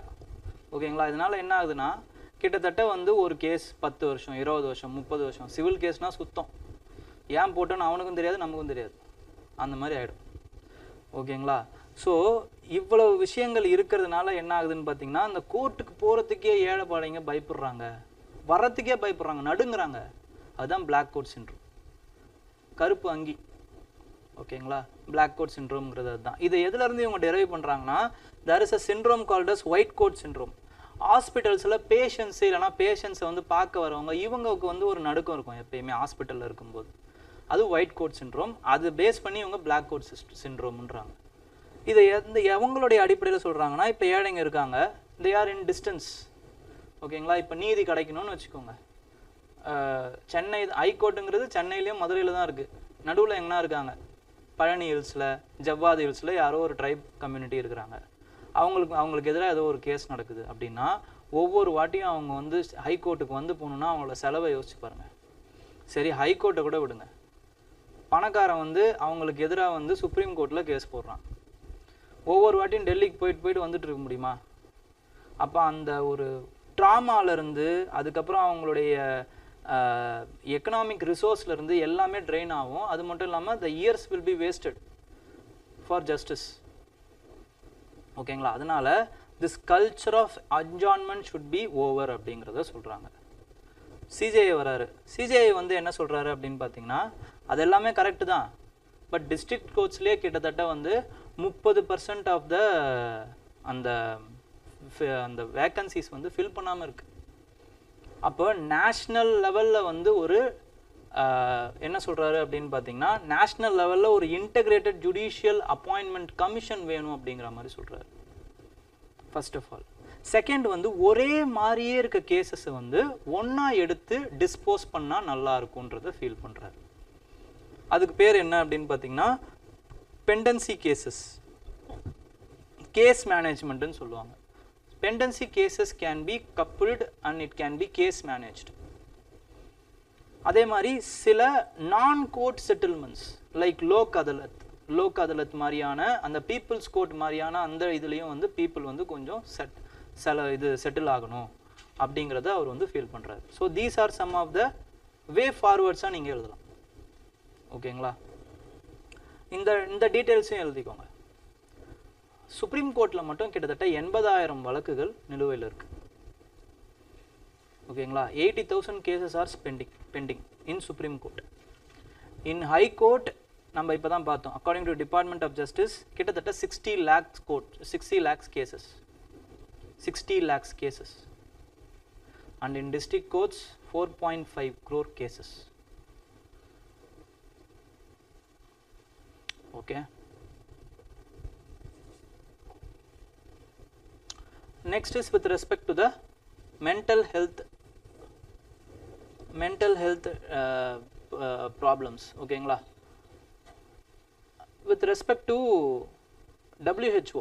WHO guidelines படி என்ன அப்படின்னு பார்த்தீங்கன்னா,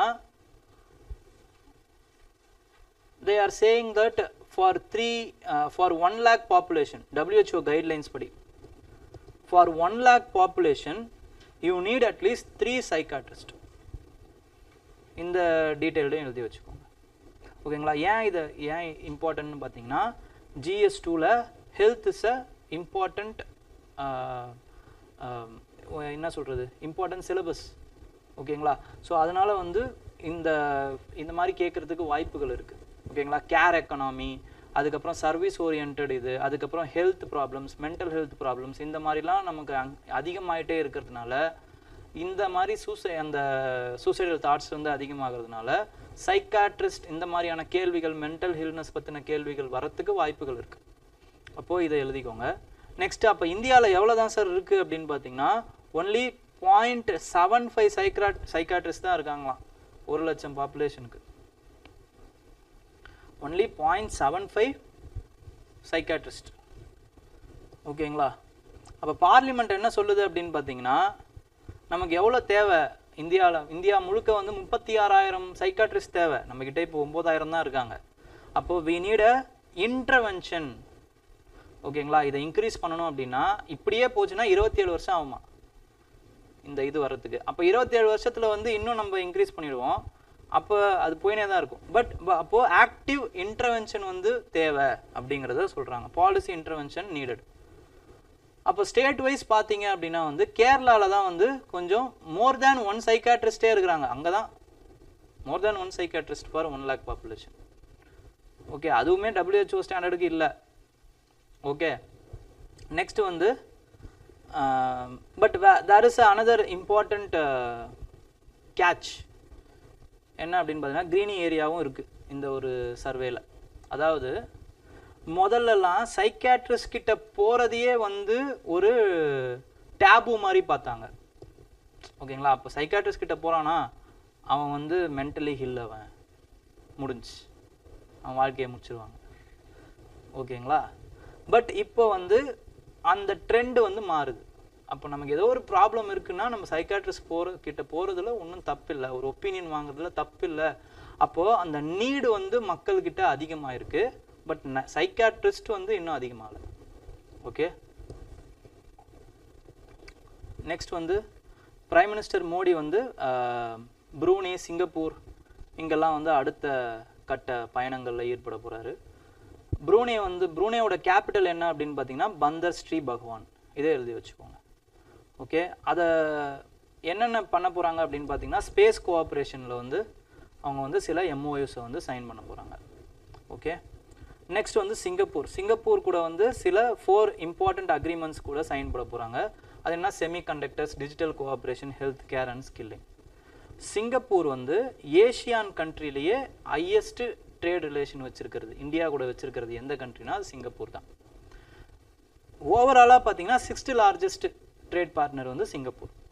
ஓகே, ஸோ இந்த அளவுக்கு தெரிஞ்சால் போதும், வேறு எதுவும் பெருசாக இம்பார்ட்டன்ட் கிடையாது. Okay, next is with respect to IC treaties அப்படின்னு ஒரு ட்ரீட்டி இருக்குது. என்னன்னு பார்த்தீங்கன்னா according to UN clause. Okay, UN clause படி ஒரு கண்ட்ரி இருக்குது அப்படின்னா கண்ட்ரியில் இது வந்து பார்டர், கண்ட்ரியோட பார்டர்லேருந்து நீங்கள் நேஷ்னல் பார்டர்லேருந்து எடுத்துக்கிட்டீங்க அப்படின்னா from the border 200 nautical miles is called as the country's exclusive economic zone. Beyond this economic zone it is IC. எந்த கண்ட்ரியுமே யாருமே அதுக்கு உரிமை கொண்டாட முடியாது IC. அப்போ ஐசியில் நடக்கக்கூடிய பிரச்சனைகள், எக்ஸ்ப்ளாய்டேஷன், இது எதுவுமே வந்து எந்த ஒரு கண்ட்ரியோட ஜூரிஸ்டிக்ஷன்லேயும் வராது. இதை பயன்படுத்திக்கிட்டு என்ன பண்ணுறாங்கன்னா ஓவராக ஐசியில் இருக்கக்கூடிய அந்த இதுவை எக்ஸ்ப்ளாய்ட் பண்ண ஆரம்பிக்கிறாங்க. ஓகேங்களா, நிறைய மீனை பிடிக்கிறது, இந்த மாதிரியான விஷயங்கள். அதுக்கப்புறமா வந்து மினரல்ஸ் அதில் அதிகமாக எக்ஸ்ப்ளோர் பண்ணுறது, எக்ஸ்ப்ளாய்ட் பண்ணுறது, இதெல்லாம் ஐசிஸில் நிறைய நடக்குது. அப்போ இதை கட்டுப்படுத்தணும் அப்படிங்கிறதுக்காக UN கிளாஸ் என்ன பண்ணுறாங்கன்னா biodiversity beyond national jurisdiction agreement அப்படிங்கிற அந்த அக்ரிமெண்ட்டை போடுறாங்க. 2023 இந்த அக்ரிமெண்ட் வந்து வருது. இந்த அக்ரிமெண்ட்டை இம்ப்ளிமெண்ட் பண்ணுறதுக்காக என்ன பண்ணுறாங்க அப்படின்னு பார்த்தீங்கன்னா there is a workshop. இந்த ஒர்க் ஷாப்பில் வந்து இந்த சஜஷன்ஸ் கொடுக்குறாங்க. என்னென்னா ஸ்ட்ராங் லெஜிஸ்லேஷன் வேணும் அப்படின்ட்டு. ஓகேங்களா, இது ஒரு சஜஷன் தான். பட் நமக்கு பிலிம்ஸை பொறுத்த வரைக்கும் இந்த பயோடைவர்சிட்டி பியாண்ட் நேஷனல் ஜூரிஸ்டிக்ஷன் தான் ரொம்ப ரொம்ப இம்பார்ட்டண்ட்டாக தேவை. ஸோ அதை பற்றி கொஞ்சம் பார்த்துருவோம். ஓகேங்களா, இந்த பயோடைவர்சிட்டி பியாண்ட் நேஷனல் ஜூரிஸ்டிக்ஷன் வந்து கிட்டத்தட்ட ஐசிஸ் மட்டும் எவ்வளோ இருக்குன்னு பார்த்தீங்கன்னா 60% of the world ocean is from high seas, covers high seas. ஓகேங்களா, ஆனால் எந்த ஒரு சாவரன் என்டிட்டிக்குள்ளேயும் அது வரல. ஸோ அதுதான் எங்கள் problem. Okay, so inter governmental conference on marine biodiversity area நியூயார்க்கில் என்ன பண்ணுறாங்க அப்படின்னு பார்த்தீங்கன்னா they are giving legally binding agreement. இதுவும் ரொம்ப important. The agreement is this agreement is legally binding. Okay, legally binding அப்படிங்கிறதுனால தான் நம்மளுக்கு லெஜிஸ்லேஷனே தேவைப்படுது. ஓகே, அப்போ அந்த லெஜிஸ்லேஷனை கொஞ்சம் ஸ்ட்ராங்காக பண்ணுங்கிறது தான் இப்போ இருக்கக்கூடிய நியூஸ். ஓகே, ஸோ இந்த ஐசினால நம்மளால என்ன பண்ண முடியும், இந்த ட்ரீட்டியோட ஃபீச்சர் என்ன அப்படின்னு பார்த்தீங்கன்னா we should have access and benefit sharing. access and benefit sharing வந்து இதுக்கும் இருக்கணும். எக்ஸ்ப்ளாய்ட் பண்ணுறீங்களா, ரிசோர்ஸை எக்ஸ்ப்ளாய்ட் பண்ணுங்க, but that resource should be given to the nearby nations or nearby communities which safeguarding it for generations. Next வந்து environmental impact assessment before you are exploiting that resources. Proper environment impact assessment should be done. Next வந்து consent for indigenous community, அதுவும் தேவை. clearing house mechanisms should be there. ஓகேங்களா, இதெல்லாம் தான் அதோட features.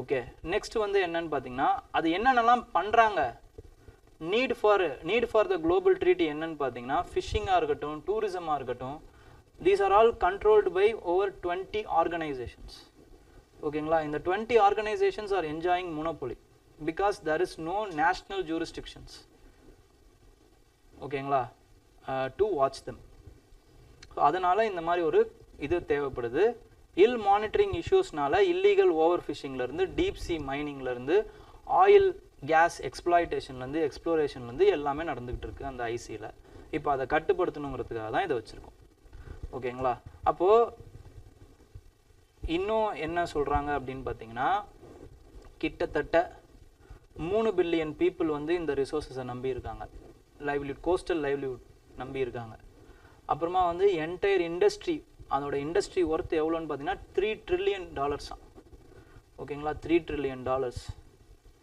Okay அதே மாதிரி வேவ்ஸ் அந்த மாதிரி வேவ் எனர்ஜி இதெல்லாமும் நம்பி இருக்கு அங்கே ஓகே வேவ்ஸ் எனர்ஜிலேருந்து டைடல் எனர்ஜிலேருந்து அதுக்கப்புறமா வந்து they can also produce the commodities like medicines algae வந்து ப்ரொடியூஸ் பண்ணி we can also harness the medicines ஓகேங்களா இந்த மாதிரிலாம் நம்ம அந்த ஐசிஎஸ்டியும் பண்ண முடியும் so it has enormous potential ஓகேங்களா அதனால் நமக்கு இது தேவை ஓகேங்களா அதே மாதிரி குன்மிங் மான்ட்ரியல் பயோடைவர்சிட்டி ப்ரோட்டோகால்னு ஒரு ப்ரோட்டோகால் இருக்குது ஓகேங்களா அதில் 30x30 டார்கெட்னு ஒரு டார்கெட் இருக்குது 2020க்குள்ள 30% ஆஃப் த லேண்ட் அண்ட் சீயோடைய அந்த ஏரியாஸை ப்ரொடெக்டட் ஏரியாவாக அறிவிக்கணும் அப்படிங்கிறது தான் அப்போ இந்த ஐசி ட்ரீட்டி வந்து அதுக்கும் ஒரு இதுவாக இருக்கும் யூஸ்ஃபுல்லாக இருக்குங்கிறத எக்ஸ்பர்ட்ஸ் வந்து பிலீவ் பண்ணுறாங்க okay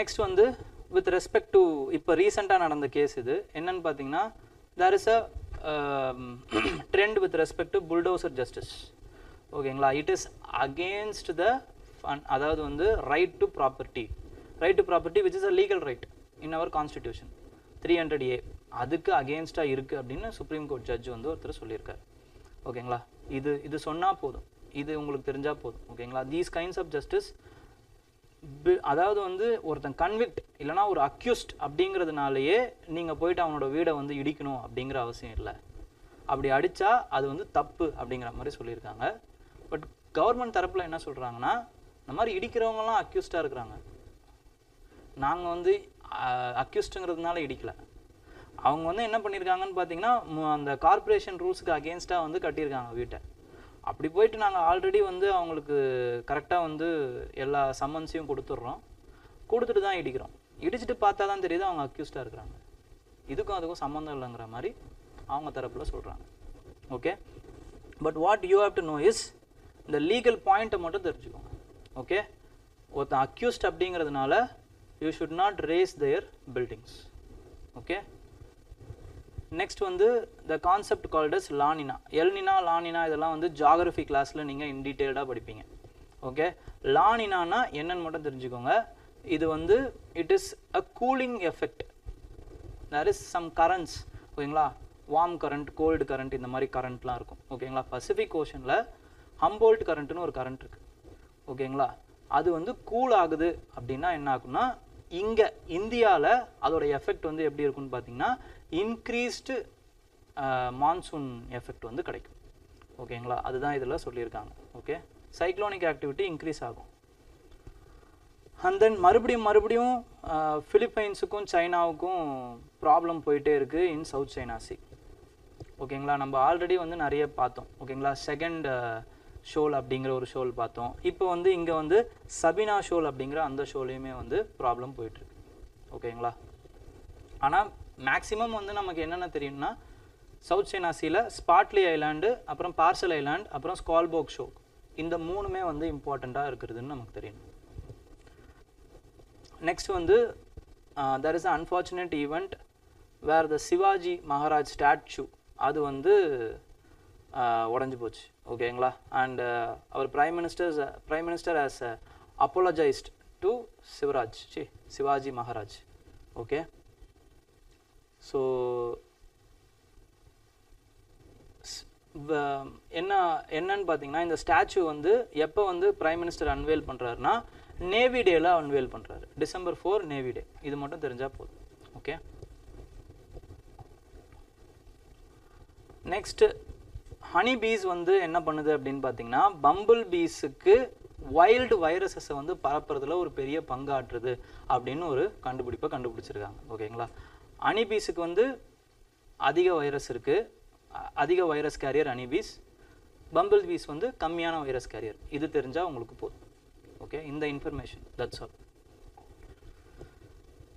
next is with respect to Hema committee. Hema committee report வந்து it is waking storms in Malayalam as well as others film industries.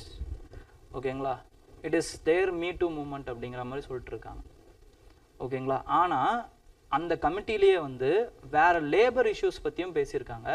அதை யாருமே ஹைலைட் பண்ணி பேசலை அப்படிங்கிறது தான் இந்த நியூஸ் ஆர்டிக்கலில் வந்திருக்கு. There are some labours like lightman example எடுத்துக்கோங்க. They are working for more than 15 hours. 5 மணிக்கு ஆரம்பிக்கிறாங்க அப்படின்னா ராத்திரி 12-2 மணி வரைக்கும் ஷூட்டிங் சில நேரம் போகுமா. So they are exploitated by the producers. சொன்ன சம்பளத்தையும் கொடுக்கறதில்ல. ஓகேங்களா, ஸோ அவங்களுடைய வேலையை வந்து காப்பாற்றிக்கணும் அப்படிங்கிறதுனால அவங்க வந்து சும்மா இருக்காங்க அப்படிங்கிற அந்த இன்ஃபர்மேஷன்ஸ்லாம் இதில் சொல்லியிருக்காங்க. So there should be a committee. அதுக்கு ஒரு கரெக்டான ஒரு ரூல்ஸ் அண்ட் ரெகுலேஷன்ஸ் இதெல்லாம் தேவைப்படுது அப்படிங்கிறது தான் இதோடைய இந்த ஆர்டிக்கிளுடைய இம்பார்ட்டன்ஸ். ஓகே,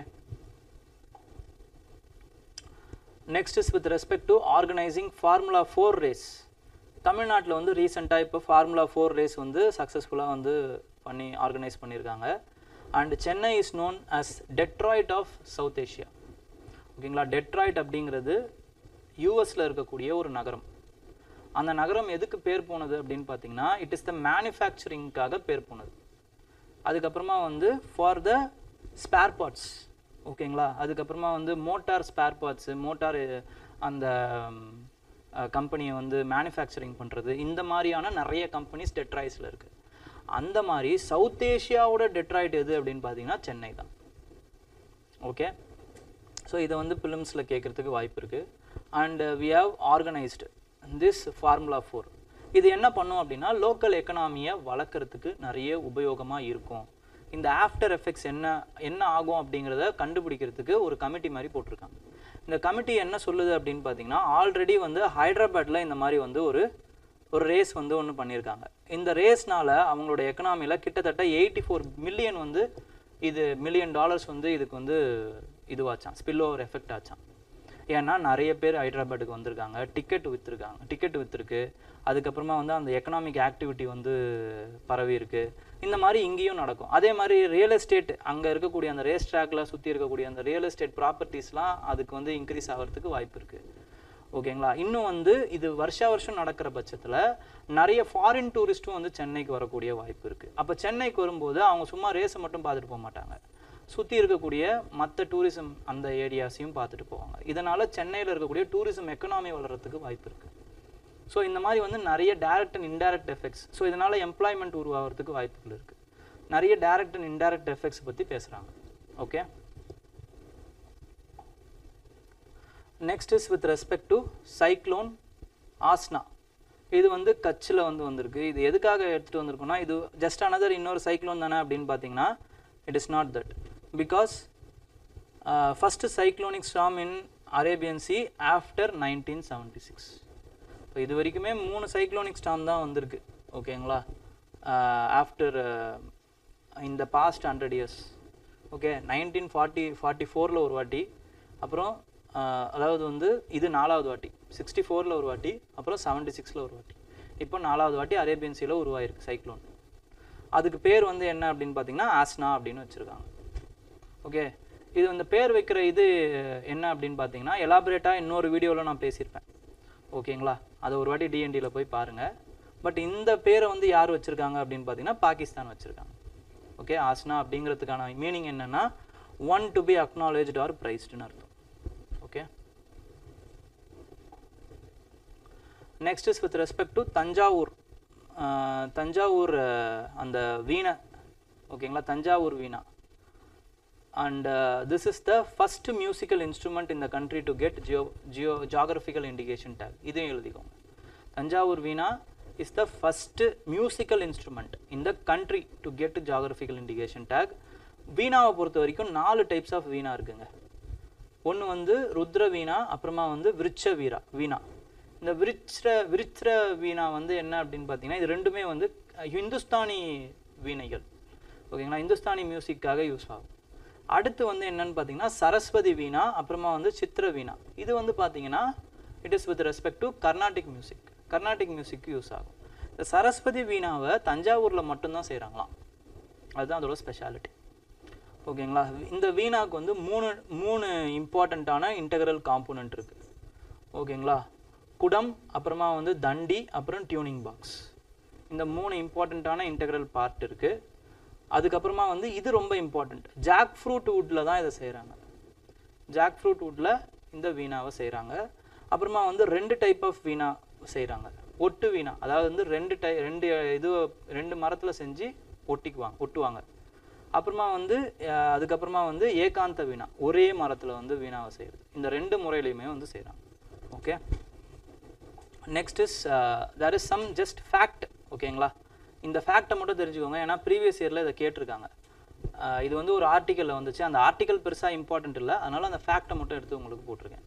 ஓகேங்களா, 4 major global navigation satellite system வந்து உலகத்தில் இருக்குது. ஓகேங்களா, அப்புறம் 2 ரீஜனல் சேட்டலைட் சிஸ்டம் இருக்குது. அதில் ஒன்று இந்தியா, இன்னொன்று ஜப்பான். ஓகேங்களா, அதோடைய பேர் என்னன்றதை கமெண்ட்டில் சொல்லுங்கள். இது வந்து யூஎஸ் குளோபல் பொசிஷனிங் ஜிபிஎஸ், இதுதான் வந்து ரொம்ப இருக்கிறதுலே ஃபேமஸ். இது யூஎஸோடது. ரஷ்யா வந்து கிளாஸ்னாஸ் அப்படிங்கிற அந்த பேரில் வச்சுருக்காங்க, குளோபல் நேவிகேஷன் சேட்டலைட் சிஸ்டம். அப்புறமா வந்து சைனா வந்து பிடிஎஸ் அப்படிங்கிற அந்த பேரில் வச்சுருக்காங்க. யூரோப்பியன் யூனியன் வந்து கலீலியோன்ற சிஸ்டமில் வச்சுருக்காங்க. ஓகேங்களா, so that's it for today's TNT. உங்களுக்கு பயனுள்ளதாக இருந்திருக்கும் அப்படின்றத நான் நம்புகிறேன். ஓகேங்களா, ஏதாவது டவுட்ஸ்னால் கமெண்ட்டில் சொல்லுங்கள். I will always try to clear those doubts. ஓகேங்களா, தேங்க்யூ, ஆல் தி பெஸ்ட், ஜாலியாக இருங்க.